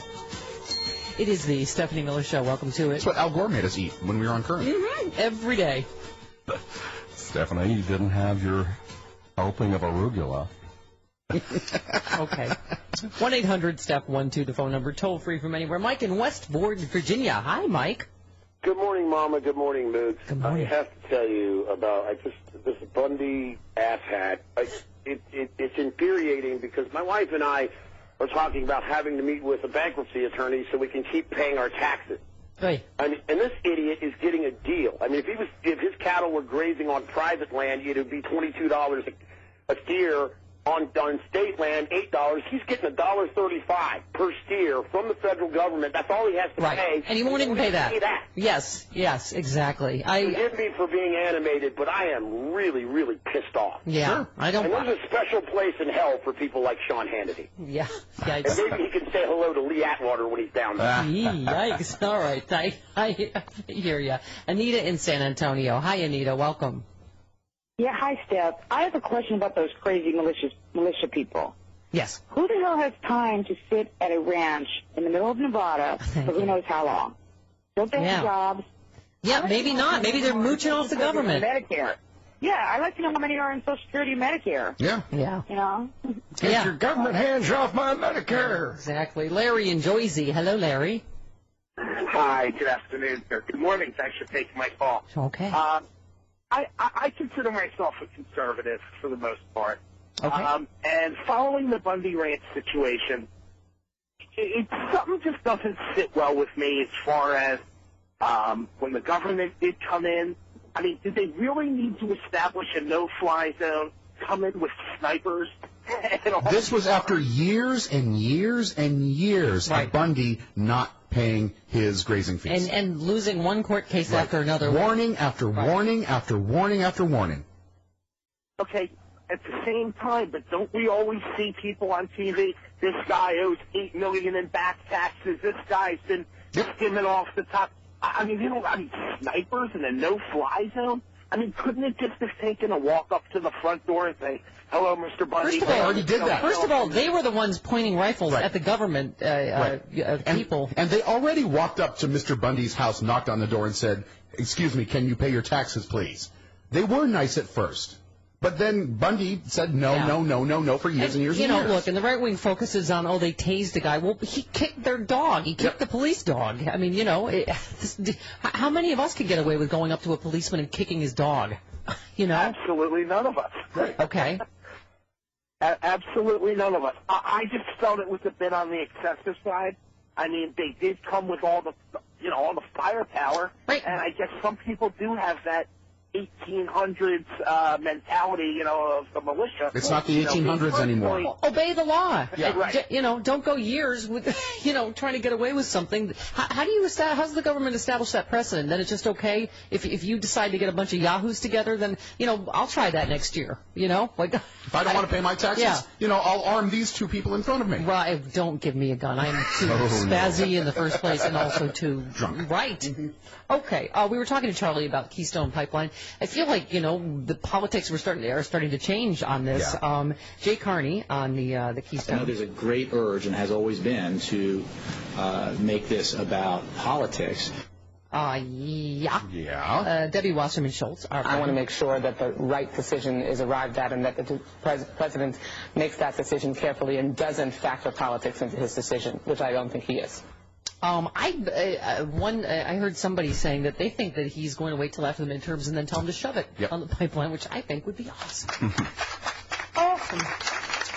Wow. So, speaking of the war on women, literally, Maine Republican says he's qualified to be a senator because smacking his wife around means he has guts. Ah, right. Just in case you were thinking they were getting any less misogynist. Wow. Eric Bennett. Doesn't he look exactly like you think he'd look? Yeah, like someone who smacks his wife around. Because he has guts. Sure. Saying. He doesn't have a manhood problem at all, apparently. Oh, God, no. Yeah. You put tomato on my sandwich. There are consequences for that kind of thing. He's running in a primary challenge against incumbent Susan Collins to be Maine's next United States Senator. According to Bennett, he's qualified to be Senator because beating his wife makes him brave enough to stand up for family values. Trademark Republican Party. In 2003, Bennett was convicted of domestic violence against his wife, who divorced him after he attacked her. Of course, Bennett denied beating his wife and appealed. The Maine Supreme Judicial Court upheld his conviction. Mm-hmm. He said all that needs to be done is you have to repeat what you wrote down in the police report, and that allows the victim to be viewed as a credible witness. So basically, if someone writes something down, it doesn't have to be true. All they have to do is repeat that on the stand. That's grounds for anyone to be convicted of domestic violence. No, I think generally there has to be some other evidence. Yeah. See, the Maine Republican isn't to blame at all. His battered ex-wife and those mean old liberal activists on the courts rigged the system against him, and that's not all. Bennett also says that smacking his wife around and fighting to overturn his conviction proves he has the guts to be in high public office. Well, it's the bitch at it coming offense. Right, of course. Right. Right. The fact that I've been jailed repeatedly for not agreeing to admit to something I didn't do should speak to the fact of how much guts and integrity I have. If I go to D.C., I'm going to have that same integrity in doing what I say and saying what I do when it comes to protecting people's rights as well as their pocketbooks. Their rights not to be beaten by their lunatic husband? The same integrity to do what I say, or else. Yikes. All right. Wowee. And 2016, I think, will probably be a war against a particular woman, Hillary. If her biographer is to be believed, he says she's already running. Hillary Clinton biographer Jonathan Allen. I don't think it took a biographer to see this. He said, I will say she's already running, pointing out there's already super PACs backing Clinton, and the former Secretary of State will tour the country for her book, Hard Choices. She said, Travis already has her book, doesn't he? No? Okay. She's campaigning for president right now. She's just not an official candidate. Yeah, everybody keeps asking me like I have some inside. I'm like, oh, I think so. You met her once. I think she's running. I don't think it took a biographer to say that. I mean, well, he has a little more insight than the rest of us doofuses do. Wow, here's a new poll I hadn't seen. Guess who did a poll, Jim? Gary Bauer and Tony Perkins. Gary Bauer? He took it full. That can mean different things to different people, you know. He likes polls with rigor mortis. Yes. And Tony Perkins? Yes. No, mother, blood, no! No, I mean, you've been a very naughty boy. No, not that guy. Go out of the shower, get someone else in town. Using all the hot water. Two conservative groups are pushing back on moves by the GOP to drop opposition to same-sex marriage from their party platform, releasing a poll of base voters taken last month that found in favor of defining marriages only between one man and one woman. The poll, commissioned by groups led by Gary Bauer and Tony Perkins, so you know it was totally unbiased. Sure.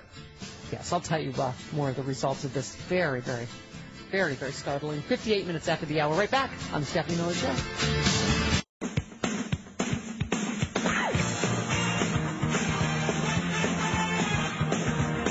and gentlemen, it's the Stephanie Miller Show.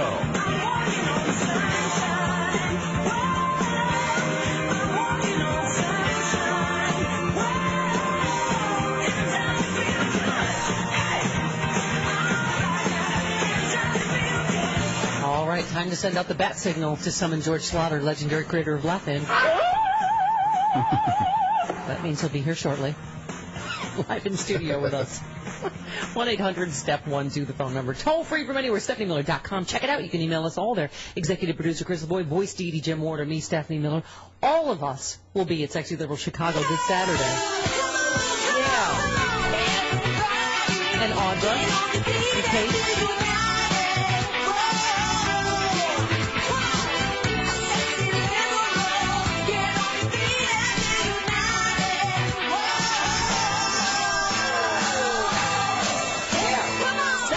April 26th, the Stephanie Miller Sexy Liberal Comedy Tour is making its return to the Chicago Theater. So get your tickets now, folks, because these bitches be crazy. Like cray-cray. Yeah. There's my lady Stephanie with her bronze ass, and Carlos Rocky, John Fugelsang, and Jim Ward, and boy toy Chris LeBoy. Don't stop. No. Can't stop what? Oh my gosh, you might want to get that checked out. Yikes. Yeah. A par and a tay. That's right. All right, so do it and get it. Tickets going very fast. I'm not even sure if there are any VIPs left, but go check it out. Get the proper ticket links, by the way, at Sexy Liberal Facebook or sexyliberal.com. Yep. Don't go to the scalper sites or the... Whatever. Because they suck. The flan. Okay, so very, very excited to be back in Chicago. We've all lived in Chicago before. We did. Very, very exciting. This will be the first time I've been there since 2000. By the way, guess who has been to both Sexy Liberals in Los Angeles? George Slaughter, creator of Laugh-In. Sure. Loved it immensely. All right. So where we be? Oh, could you take your poll out for me, please? Or my yes, thank you. I was talking about the Gary Bauer and Tony Perkins have done a poll. They do not want Republicans to drop their opposition to same-sex marriage in their party platform, so they commissioned a poll that oddly runs counter to all of the other polls in the country. The survey by it's by a GOP polling firm. Oh, wow. It was up Republican and Republican-leaning independents. Mm-hmm. The survey showed 82% agreeing with the statement that marriage should be between one man and one woman. It also found 75% disagreed that politicians should support the redefinition of marriage to include same-sex couples. Perkins. No mother blood, no! I can't play president of the Family Research Council, added that the vast majority of the GOP base continues to believe that marriage is a non-negotiable plank with which you should beat gay people. Right. Of the national platform and blah, blah, blah, blah, blah. I say continue to be out of step with entire American people on that issue. Go ahead. A lot of state Republican parties are taking that plank out of their platform. Right. So eventually it's going to come out of the national party platform. And where is Tony Perkins going to be then? Where is Gary Bauer going to be? At the cemetery. Cruising where he normally is. Cruising for chicks. But same-sex corpses, opposite-sex corpses, pardon me. That's icky. This one's still fresh. The Stephanie Miller Show has no information that Gary Bauer likes to dead people. He looks like Peter Lorre. He looks a little creepy. And he trolls funeral homes for chicks. Very afraid of pancakes. All right. You know what? This is going to be what finally brings the last person around on marriage equality in America. What? The wedding of the century is off. Brad Pitt's family apparently are like ultra-religious right-wing whacks. Huh. And Angelina Jolie's having none of it. Well, this might finally bring me on the team Angelina. Her father is a right-wing whack. Yeah. Right. Well, Angelina refusing to wed longtime partner Brad Pitt because of a shocking gay scandal engulfing his family. She's been fighting nonstop with Pitt over his parents' and siblings' dedication to a church with a hate-mongering pastor who rails against gays and preaches that homosexuality dishonors God. Angie's so furious over Pitt's devotion to a church with a controversial preacher, she refuses to move ahead with plans for Hollywood's wedding of the century. So there. He doesn't have affiliation with the church. No, but his family, yes, his family. Right, so why is she mad at him? He's not doing anything. She's saying she's completely broken up over the situation involving Brad's family and their church. It sounds like a National Enquirer story. She's going to cut him. Yes. She likes knives. No, that was in the Billy Bob Thornton years. That was a phase. And also the lesbian phase. That was a phase for her. Well, that was just research when she was making that movie Geo. Right. Yeah. All right. What we can all agree on is crowdfunding penis surgery for pet turtles. Aww. Why does a turtle need penis surgery? Well, thank you for asking. I'm moving the show along. There was once a time, Gawker says, before Facebook, when Optimus hoped crowdfunding would change the world. It would democratize product development, change investing forever, revolutionize the way we pay for tortoise penis surgeries. Huh? And now the dream is real. I find that highly objectionable. Not Mitch McConnell. This is entirely different. A Bristol, UK man discovered that Cedric, his pet tortoise, Cedric, had a painful inflammation of the area. It's an area. They use it for a lot of stuff. Urination, excretion, mating. It's an all-purpose hole. Something. It's a hole, or is it a appendage? It's a hole. Yeah. Without surgery, Cedric, more importantly, would be not the entertainer, the tortoise. Cedric the tortoise. Would be in serious pain and possibly even die. Oh, that's not good. Well, listen. So he went to the Moyle and everything's fine? Previously discovered here on the Stephanie Miller Show how vigorous turtle sex actually is, right? Right. There's a video. Listen, this is turtle sex. This turtle's having sex. That's Elaine Chow. That's what it sounds like. Hang on. Wait till the end. Hang on. And she's just sitting there going... She's rolling her eyes. Again. Are you in yet? Hang on. Okay. Good boy. That's our favorite part. Okay. All right. Yeah, if you want to see that for yourself, go to Turtles Having Sex Funny as Hell on YouTube. That's what it's called. It's funny. Yeah. No, the look on her face is, oh my God, really? God. Are you done? Anyway, they said, the guy said, I took him straight to the vet. They said he needed this operation pretty quickly, but the operation cost $251, and he did not have the cash on hand. He said, I'm not very well off. I don't come from an affluent family. I don't have a lot of disposable income. It will be causing him a lot of pain. You can tell when he walks that it's not very comfortable for him. Turtles don't look comfortable when they walk anyway. Yeah, he's walking really slowly. I don't understand why. He seems so introverted. I don't know why. He seems to just keep going back into his shell. He did what any responsible pet owner would do. He hit up the internet for money to repair his tortoise's penis. In just 4 days, he got more than twice what he asked for. All right. Well, you know what? We may have to make up some sort of injuries for the next free speech fund drive. All right. And also, I need 2 Mook penis repairs. So could some people help me out? You want me to break my penis?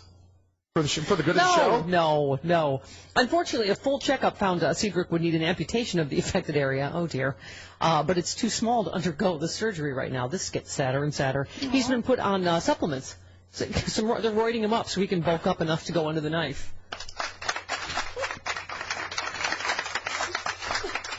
That's where we are with Chris. He's almost ready for the surgery. Oh, yeah. John in Nevada, you're on the Stephanie Miller Show. Hi, John. Welcome. Good morning to you all. Good morning. I usually wake up in a pretty good mood and all that, and I put you on wherever I'm going and that and get some good laughs. Yes. Then you had to start talking about this Bundy guy again, and I get all upset. But thankfully, I got to listen to your last little spiel here, so that kind of cheered me back up. Right. But, I live up in northeast Nevada for 41 years, big ranching country, and most of my life has been spent out on ranches and working. And right now what I do a lot of water development on ranches. And when I listen to these stories about this guy, there's such a lack of understanding and information about, grazing in the West and the relationship that ranchers have with the BLM. It's a very good relationship, and a lot of ranchers in our area are very upset with this whole thing because it starts to demonize all of them. They start getting associated with these militia clowns and welfare cowboys and all this kind of stuff. The grazing fees that they pay, this $1.35 a month, they are very happy to pay that. That money is pumped right back into the land. Yeah. In the way of improvements. What I do in the way of water development is primarily paid for by the government, and the grazing boards that decide where these fees go are made up by ranchers.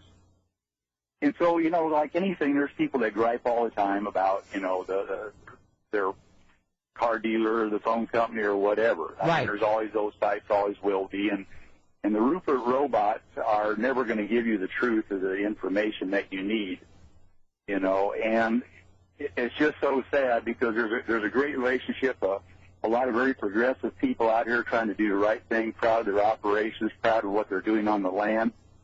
I mean, if folks ever had a time to come out and take a tour, I can take them places and show them things that we're doing out here that people are very proud of, and there's a lot of cooperative things. Well, and I think that's part of this whole story is people are like, why can't he pay his fair share like everybody else? Right. Why don't they, you know, interview all the people, all the ranchers around him that pay their fees? Yeah, the ranchers around him are pretty upset too. You only sent me the story about the winner of the Boston Marathon, so I would try to pronounce his name. Pronounce it. Pronounce it. Do it. I've never had to announce who won the Boston Marathon. It's the first American. Meb Kazlekazeki? Meb. His name is Meb. Meb. Kaflazegi. All right. Are you sure? Aren't you part Polish? He's the first American since 1985 to win. Right. He's a former New York City Marathon champion and Olympic medalist. Yeah. Huh. Okay. Congratulations. Thank you. To me for pronouncing that? Well, Thank sure. you. Kind of. You're welcome. I guess you get a golf clap. Maybe just a tennis clap, really. 17 minutes I think after our guest the hour. is here. Yes, he is. Not every day you get a legendary producer at your door. Right. All right. 17, or no, now it's 18 minutes after the hour. This hour of the Stephanie Miller Show brought to you by Carbonite. Our lives more and more rely on our computers. All of us, in order to keep up, we need new computer files. Need to revise the old ones. You're totally dependent on being able to keep all that stuff and to get it whenever you need it, right? That's why we all need Carbonite Online Backup. Over 50,000 businesses trust Carbonite to back up their computer files. Even if you're backing up your files with DVDs or thumb drives, not enough. You need the total backup solution that Carbonite gives you. Everything is up there. It's automatic, cloud-based. Your files are encrypted and stored securely off-site. And Carbonite is so affordable. You will not believe it. I've had so many people thank me. Be one of them. Do it. Do it now. Carbonite.com. Type in my offer code Stephanie for a free trial. No credit card required, plus 2 free bonus months with your subscription. That's Carbonite.com. Offer code is Stephanie. 18 minutes after the hour. Right back on the Stephanie Miller Show.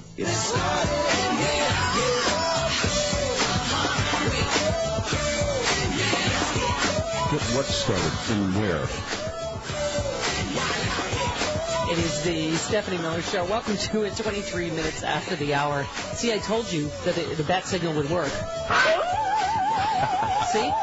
See? We sent it out and you got here early. Yeah. The legendary creator of Laughing. George Slaughter is live in studio with us. Hey, Steph, how are you? Hi, George. This is great sound you have here. Thank you. I mean, just the pictures are wonderful, but of course the art piece is just my favorite. Ron's ass. Yes, I know you're distracted. Are people aware of what I'm looking at here? Oh, yeah. It's my bronze There's ass. a camera right up there, right focused right on you. It's just wonderful. Thank you. Thank you, George. I know. Thank you. Listen, not only are you obviously a comedy legend, but you probably gave up Breakfast with Larry King to be here this morning, didn't you? Yes. You did. Is, they all sit around and lie to each other every morning.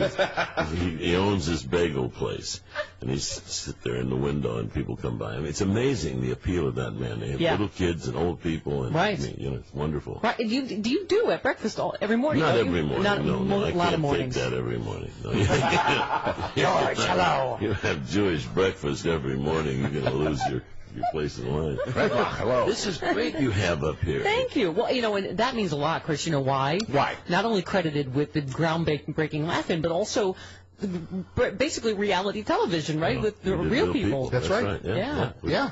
Yeah, I'm a child of the 70s and 80s, so Real People was Wednesday night watching for my entire family. Child of the 70s. Yeah. That hurts. Me too. You guys have more fun than you're allowed to have with your clothes on. Well, this is now that we do it from home. It's sort of like, I don't know, what the Osbournes meets Animal Planet. Dogs running through. Yes. So now, when are you going to be in Los Angeles again with the show? I don't know yet. I love that program. Oh, Sexy Liberal Comedy Tour? Why, thank you for that plug. I'll be at the Chicago Theater. We'll all be at the Chicago Theater this Saturday. Yeah. Really? Well, go see it. It is wonderful. Thank you. I had the best time. Thank you, honey bun. Now, the other thing is we obviously talk about politics all the time, and you are famous for getting Richard Nixon to say, "Suck it to me." Suck it to me? I'm laughing. I've had to live with that. It was, we wanted to do something on our first show, and Paul Keyes was Nixon's joke writer, if you're ready for that. Right? Wow. Known for his jokes, of course. He said, maybe, why don't I try to get Nixon to do it? So we went over to the studio, and we got him to say, "Suck it to me." It took 6 takes to get him to say it like, "Suck it to me." The first time it was like, "Suck it to me." And he said, no, Mr. Nixon, just kind of light and smile. He said, "Yes, I'm new at this comedy business." Gee, seems like such a natural. Take 2, right? He said, "Suck it to me." And then we took it, and we ran out of there like a porch climber. We put it on the air. But you were saying, political advisors back then, probably the same as today. You said all of Nixon's advisors were saying, "You can't do this, it'll ruin you." They were still arguing about whether or not we could do it, and I was in the car going back to NBC to put it on the air as fast as possible. Yeah. Now, the thing was, once I saw it, I realized what we'd done because we made him into a nice guy. Yeah, thanks a lot, George. So then we chased Hubert Humphrey all over the United States trying to get him. Yeah, that's right. Let's suck it to him. He wasn't pleased as punch? No. And he said that may have cost him the election. That little bump that Nixon got. Well, exactly. Wow, the first bump. I love his advisor said, "Don't do this. You can break into a building probably and cover it up, but don't do a joke on a comedy show. That'll ruin you." But we had a lot of the people like that. We had Billy Graham on. We had Buckley on, William Buckley. And it was, a lot of people, they were afraid of it. And when I asked William Buckley to do the show, his answer was, "Not only do I refuse to appear, I resent having been asked." That sounds like now that is huffy. Awesome. That is we wound up very good friends, Yeah. I love this. The 6 takes on for him to look happy and say "Suck it to me" at the same time. I'm reading the LA Times piece. Congress had to send a special letter, you said, allowing us to avoid the equal time provision on the guarantee that his appearance was non-political and it was also under 10 seconds. That's right. Yeah. Now, if the administration had been under 10 seconds, he was a very, very bright man. Oh, yeah. He made a couple of little mistakes, and that was it.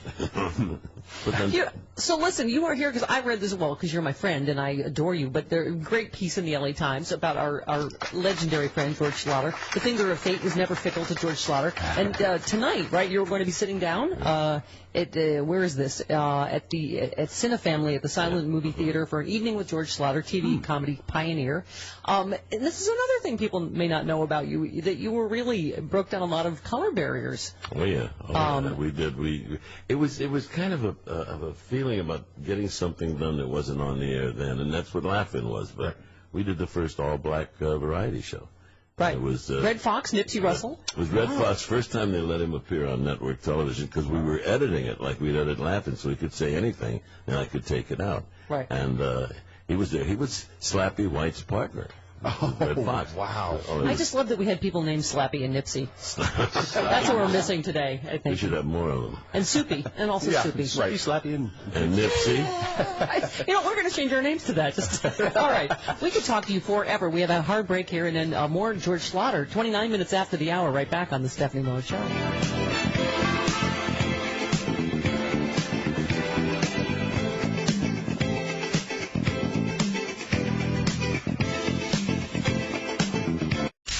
Chicago's Progressive Talk.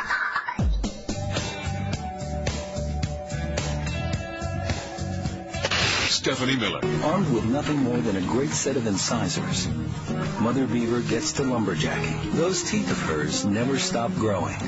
If she didn't wear them down every day, they'd soon outgrow her head. Couldn't we just do like a show every day with George Schlatter? Just because he started telling stories during the break. We're like, shh. Don't say that. Don't say it. If you didn't say it on the air, it didn't happen. You were saying, and this means a lot to us as a legendary television producer, that you like this studio better because that's what we think. It's more like a reality show. The lighting's better. Yeah, the lighting is better. I would, however, not let Warren Beatty in here. Well, that's what I said. Rob Reiner was in our old studio, and he famously said, "You'll never get Warren Beatty in here with this lighting. I'll tell you that right now." Yeah. you get him in here, you'll never get him out. You know, he's a real horn dog, Warren. Yes, so the lighting much better. Natan, very good. Natan, our Free Speech TV director over there. Yep. Nicely done, Natan. So wait a minute. You were telling we have one story at a time. There's about a million, but you met Bill O'Reilly. Yeah, and I was at the Vanity Fair Oscar party, and so it was kind of a surprise. And they came over and somebody said, "Oh, Bill O'Reilly, this is George Slaughter." And he said, "Oh, so you're George Slaughter?" And I said, "So you're Bill O'Reilly?" And he said, he said, "I used to be a fan of your show." And I said, "I'm still a fan of your show." He said, "No, I'm sorry. No, he said, "I used to laugh." He said, "I used to laugh at your show." And I said, "I still laugh at your show." And so then the relationship grew from there. Yeah. Onto, I have still never met Rush Limbaugh. That's my favorite. Did you see the other day when Stewart is going to do the new show? And he said, "That's the end. The liberals have taken over America." Oh, Stephen Colbert, right. Yeah. Stephen Colbert was going to take... The liberals have taken over America. Now, here's this balloon buffoon with 3 hours a day preaching nothing but propaganda, saying the liberals have taken over because Stephen Colbert is going to have a show in a year. Right. I mean, a 1 hour show. Yeah. Rush is seriously brain dead. Yeah, well, they have, on his 600 radio stations, he can talk about that they have no freedom of speech. Right. Okay. Yeah. Why am I being silenced 6 hours a day, my friends? He said, and now Stephen Colbert is there, so the liberals have taken over. And don't you love how they don't get satire? Right. They don't get that he's playing a character, Stephen Colbert. It's like, okay. But anyway, so darling. The legendary creator of Laugh-In is with us here live in studio. You are being honored. We were saying that, again, so famous for Laugh-In, and we talked about getting Nixon on there and all that, but we were saying not many people know you broke down so many color barriers. You were saying you were once a white greeter in an African-American club in Los Angeles. You insisted in the 50s that Sammy Davis Jr. be allowed to stay at the New Frontier Hotel in Las Vegas. Yes. Back in the day, right, when, we had all this segregation. Yeah, there was time for it to end. And but we also did the first all-black variety show. And it was Red Fox and Slappy White and Greg Hines. And it was wonderful. And it was very, very successful. And it was going to be a series. And the network said they didn't air it as a series because they thought they could never cancel it. But that broke down the barrier about Red Fox being on television. Yeah. Now, speaking of Sammy Davis, so you were friends with the Rat Pack. Yes, I was with Sammy when he opened at Ciro's the first time, when Janice Page was the headliner and Sammy was the opening act. And he was supposed to do 15 minutes. He did an hour and 20, and Janice never got out of the hall. And from that moment on, he just exploded. Wow. Here's one thing I didn't. I thought I knew everything about you, but you, were fired from the Judy Garland show after 5 episodes because you and CBS disagreed about your vision for the variety series. Tell us about that. My meeting with Judy was hysterical because I didn't know what to say. It was all of a sudden we met, and I said, there's no truth to the rumor that I'm difficult. And she said, "You're difficult?" I said, "See, even you've heard it." And we went out and had some Blue Nun Liebfraumilch, and then we became very, very, very good friends, and I made her laugh. But she was very special, and the shows we did were special. We did a show with Lena and with Liza and with Mickey Rooney. The network wanted her to be the girl next door. And I said, there's only one person lives next door to anybody like that. And so we were doing the shows. They thought it was too special. So they wanted her to be more like, I had done the Dinah Shore show. They wanted her to be more like Dinah. And I said, that's just not going to do it. TV executives are dopes mostly, aren't they? I said TV executives. I remember I told a famous story because I can't remember what show I was on, and a TV executive said to me, and my head comedy writer, he said, well, do you have to make fun of things? Yeah. Yes. We did spectacular. We did a show once for ABC, and we delivered the script, and they sat down with a big meeting. They have meetings, and when a network executive takes his glasses off, you're about to get it. Right? Oh yeah. And then to be sincere, and they said, we like the script very much. I said, good. They said, it's very funny. And I said, yeah. And they said, but the problem is everything in it's about something important. Oh, you got me there. Guilty. You got me. So, obviously you discovered my other good friend Lily Tomlin, Goldie Hawn. Look, can you imagine Lily Tomlin walking into your office, and I canceled everything for the day, this is wonderful, isn't it? The dog that is obviously thinks he's more important than Lily Tomlin. And she sat there and she did. By the way, Lily and Jane listen every morning, and they're like, don't let that dog interrupt this damn story. Lily did like 30 characters in a row, sitting in the room, and I said, I want you to do the show. She said, well, when is it? I said, no, I want you to do all of them. So she was, at that point, we didn't have to audition for the network.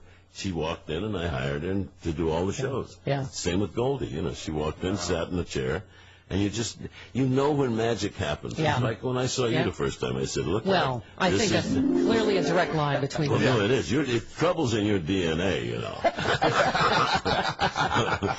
I got to say, I've had the great honor to be friends with you and Lily, and I was going to say, because you've been at a dinner party or two here with me. Oh, yeah. And sometimes I look around the table, I'm like, oh, my God. So like Rob my Reiner childhood was dreams, here. yes. Rob Reiner and Lily Tomlin. You know them all. Yeah. So you are an enormous effect on our society. You really have. Oh, dear. We just got to get you on a network somewhere. Let's go, George. Let's, chop, chop. Let's go. At one party, you had Elvira, Pee Wee Herman, George Takei, Mike Farrell, Ed Asner, Rob Reiner. Everyone's having a 70s flashback. Exactly, yeah. I think we were there that night. Yeah. But it was somebody very walked exciting. in. They're like, did I just see Meathead and Mr. Grant? Do people know about this little island of action here that's going on? It's in the middle of a mountain, a huge park across the street, and there's this wonderful, wonderful castle you have going. We're just our own little magic mountain here. Yes, we are. So now, I love this. You, in the LA Times piece, you say you paid your dues before you became a producer. You were born with a wooden spoon in your mouth? Susan, you know Susan King? You must meet her. Oh, she wrote this piece about you in the LA Times. Susan King wrote this in the LA Times. And she did one on Billy Crystal recently, too. See that show, by the way. 700 Sundays. Oh, it was just unbelievable to see it. It was just on HBO, I believe, yeah. We went to the premiere he had in Westwood. It was wonderful. I mean, you see the actor, and then in there you see the comic, and then you see all of these wonderful things that are unfolded when you see that show. Yeah. It's a wonderful show. And then I saw Bill Maher. Oh, you told me he was at the Nokia here. You said he was great. Oh, he was wonderful. He was wonderful. You got to go see Bill Maher. Talk about the thing he did. He did a piece to the Father, Son, and the Holy Ghost. Yes. Oh, after the show, I went backstage. He said, "Oh, did you see it? Did you see it?" He stood there and he took the Father, the Son, and the Holy Ghost, and he did it as Abbott and Costello. Who's on first? Who's the Holy Ghost? No, I'm the Holy Ghost. The Holy Ghost. No, you are. No, you is the. And it was just a whole myth. He worked into a monologue. I don't even know what I'm talking about. It's just hysterical. Wow. Yeah. So there's good stuff going on, you know. Yeah. So wait a minute. I got to get to this story. Okay. Your humble beginnings, George Slaughter. You said you were delivering mail. Suddenly there's a commotion. People came from all over because Sinatra was in the building. Right. This is the agency you worked at, right? I was like 18 years old. It was my first week at MCA, and I had a gray gabardine suit and oxblood shoes and argyle stock. Everybody else in the whole area was in black except me. And Sinatra came in to sign his contract, which he did once a year. Right. He never paid commission. He signed the contract. MCA made so much money because they were representing Sinatra that he didn't have to pay commission. Wow. So everybody fled into this room, and there was I standing there like a yo-yo. And they gave him the contract, and he said, is this okay, and handed me the contract. And you got to know the humidity in my Speedos soared. I said, yeah. So he signed the contract, and he started to leave. And the first time I heard him say he started to leave, and he looked at me and he said, I have ties older than this guy.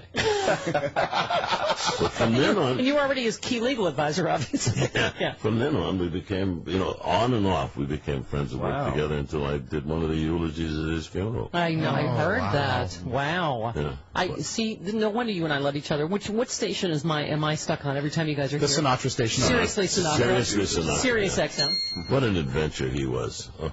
Yeah. It was exciting. Mercurial. He was exciting. What was he like? What was he like to hang out with? He was an event, He was like, and again, I had the same thing with him that I had with Judy. I make him laugh. And if you can make Sinatra laugh, he broke that coil, Right. And he loved to laugh. He would have loved you. I mean, he would have been over here. Oh, yeah. Oh, yeah. Politically, he might not have Many really people have gone. told me I'm the Ava Gardner of the radio. What? That's good. No, they That's don't. good. No, they don't. Ava Gardner and the Lola Falana. I mean, there you go. All right, 45 minutes after the hour, back with the remaining moments with the legendary George Slaughter, live in studio here on the Stephanie Miller Show. I'm better later in the day. I was screwed up the Rush Limbaugh story. Screwed up that. No, but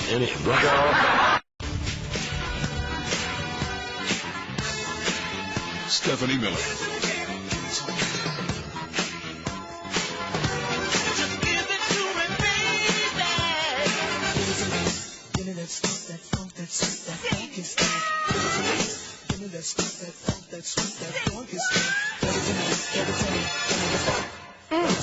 Yes.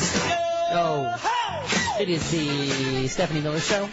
This is such a treat, is it not? It is. Live in studio with legendary comedy producer of Laugh-In and Real People and a zillion award shows, and You created the American Comedy Awards, is that right? Yeah. For 15 years. Wow. George Slaughter. Yeah. Now they're doing another one next week. Don Mischer's going to do it. Oh, wow. And it's fun. It's fun. There should be something saluting comedy. You know, we don't pay any attention to it. You have your office is like a museum. Just slews of Emmys and pictures of you with famous people. I like your office better. When you walk in this building, the first thing you see is an entire set of exercise equipment. Yeah. Which to explains achieve this. This is no accident. You know? This bronze ass you point that to. took a lot of time. Anyhow. Okay, you have to tell this story because we make you stop talking during the commercial breaks because you keep telling golden nuggets of stories. So, speaking of asses, wait, speaking too. Go ahead. Yes. I understand. You pulled a prank on Lily Tomlin. And it must be hard to prank Lily Tomlin, but she was at Snyder Diamond, which is a store you get, fixtures, and toilets, appliances. I called Lily at the house, and they said she's not here. She's gone down to look at bathroom fixtures at Snyder Diamond. Right. So I called her. She'd left. So I called her in her car. And I said, "Hello, Miss Tomlin. This is Pierre from Snyder Diamond." She said, "What?" She had just left, right? I said, "You forgot to come in for your fitting." She said, "What do you mean, fitting?" I said, "Well, you were going to buy a new toilet, and we have a fitting." I mean, a fitting. Well, what we do, we have you sit in the cold plaster pads. We will warm it for you, of course, but you sit in this plaster pads, and then when it dries, we have an exact mold of your derriere, and we fix the commode to fit you. She said, a fitting for a toilet seat? Oh, yes, well, it's the newest thing. And how did she get you back? Well, no, but I mean, she couldn't believe it, but she bought it for a long time. She had to come back in for a fitting. We do stuff with all of that. I'm going to do one day, I want her to do my new character for her called Bubba. Bubba is a guy that works around the house, and his pants are just a little low in the back. Right. And he's going to help you, little woman. So I wanted to do Bubba with the T-shirt rolled up and a pack of Lucky Stripes and the jeans that go behind this. Yeah. She is, we were saying just how incredible to have her, she's, speaking of, comedy legends, but she's also been, this is my favorite story about her. Not only is she so kind, but just a perfectionist. Well, I remember perfectionist and a very committed woman. I mean, I'm going back to Chicago, where I was a little tiny baby DJ, and this is the first time I met Lily Tomlin. She came on my radio. She actually called in as Ernestine and did this hilarious bit. Wow. And I'll never forget, her PR person called afterwards, and she said, "Oh, Lily wanted to check and make sure you thought it was funny." It was like the longest pause in the history, and I was like, Lily Tomlin wants to know if I think she... Lily, yes, she's Lily Tomlin. Like, she was brilliant. Yeah. But I don't like that she even cared. Lily's beyond funny because those people, she creates people. Ernestine is a real person, and Edith Ann is a real person. That's right. Yeah. And she goes deep into their character, and she's a genius. Having you here is like the day I walked into their house and saw Edith Ann's rocking chair by their pool. Yeah. Oh, and that's it. That's the rocking chair I built for Edith Ann. You built that? Yeah, you built it. Lily said she wanted to do a character to have a chair, and so she said, but I want it like 15 feet high. And that's the truth. And anything Lily wanted, she got. Yeah. And then my favorite, I think, is still Ernestine. Did you know? Yeah. Did you know when right before she did it the first time, and I said, Lily, wait. When Ernestine calls, she's got to dial with this finger. And you think now, when you see, maybe people don't know this, but when you see Lily Tomlin doing Ernestine, when she goes to dial the phone, she goes like, and nobody ever figured it out. She's giving the finger to the whole world. Now they know, and I'm screwed. How do you like that? Now you're off there. It's like Frank Underwood's FU cufflinks. That's right. That's right. Look, this is great up here. Thank you. People realize when you walk in here what they see. They see this whole room of exercise. Yes. So what you're looking at is no accident. Right. Yes, thank you. And by the way, we were also talking about Goldie Hawn, who looks amazing. Yep. Yes. And we've had her on the show, and you were saying like that was her whole thing to play like the ditzy, and she's crazy smart. What happened was Lily, we brought Goldie on, and she was not a comic, and she would always look at whoever talked to her. So we constantly got shots of the side of her head, you know. So I gave her something to do into camera. It was an introduction of Dan, and she got confused, and she thought it was funny, so she laughed. And I mean, whoa, this is magic. Yeah. You know? And so we did it again, and the director said, cut. I said, never, ever say cut to that woman again. And so what we realized was anything we could do to distract her attention, then she would laugh. Right. And we got that gold, you know. Yeah. So we did terrible things to her. Ruth Buzzy stood beside the camera and made naughty, you know, rude sounds. I showed up with my fly open. Anything that could get and once she realized that she was, you know, losing it, and she laughed and thought, and one time we did a thing with George Burns, and she screwed it up so bad. It was the first take, right? Yeah. And so then we said, we're going to do it again. Got all through, and she said, you're going to use the first one, aren't you? I said, Goldie, I always use the first one. Always, because it's tough to top it. You know, now that we think about it, Laugh-In is like the home of the greatest laughs in American history. I call this my happy place. Yeah, Joanne Worley. That's an air raid siren. Yeah. I mean, is she a piece of work? She's been on the show a couple of times. Yeah. And she's awesome. She sure knows how to, I tell you, sure know how to sneak into a room, you know, with a feather boa, and she, you know. So we had great fun. I mean, and Ruth was fun, and we were all fun, you know. Yeah, it was. We got by with murder. Well, and you, obviously, we talked about having Nixon on politics and all that.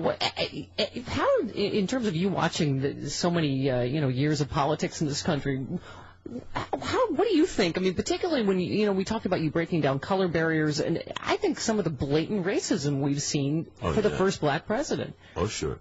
I mean, and they say we're not racist, you know, but look at this Black Sambo cartoon. Mm-hmm. Yeah. No, they can't get over that. Yeah. He's had a few problems, you know, but boy, they wanted. Rush Limbaugh said before the election, I want him to fail. Mm-hmm. Yeah. And he's really gone to great lengths to assure that could happen, you know. Yeah. So they just hate him. And if it's Hillary, wow, are we going to be in for some sexism, aren't we? Oh. Yeah. And Hillary, by the way, may make a great president. Yeah. See, who are the choices on the Republican side? They've destroyed Jeb. You know, they did a thing with him the other night. Chris Christie, they've wiped him out. Yeah. And then you've got these brain donors, you know, that are out there. The solution for America, right? And you're saying they've got to get rid of all the liberals. When they say liberal, it's like a dirty word. Yeah. The old liberals. Well, I mean, you see here in the office, my dad and Goldwater, they'd be considered liberals today in the Republican Party. Harry Goldwater did laugh at. Oh, did he really? Yes, he did. He said, America's a great country where any boy can grow up to be president. Any boy but me.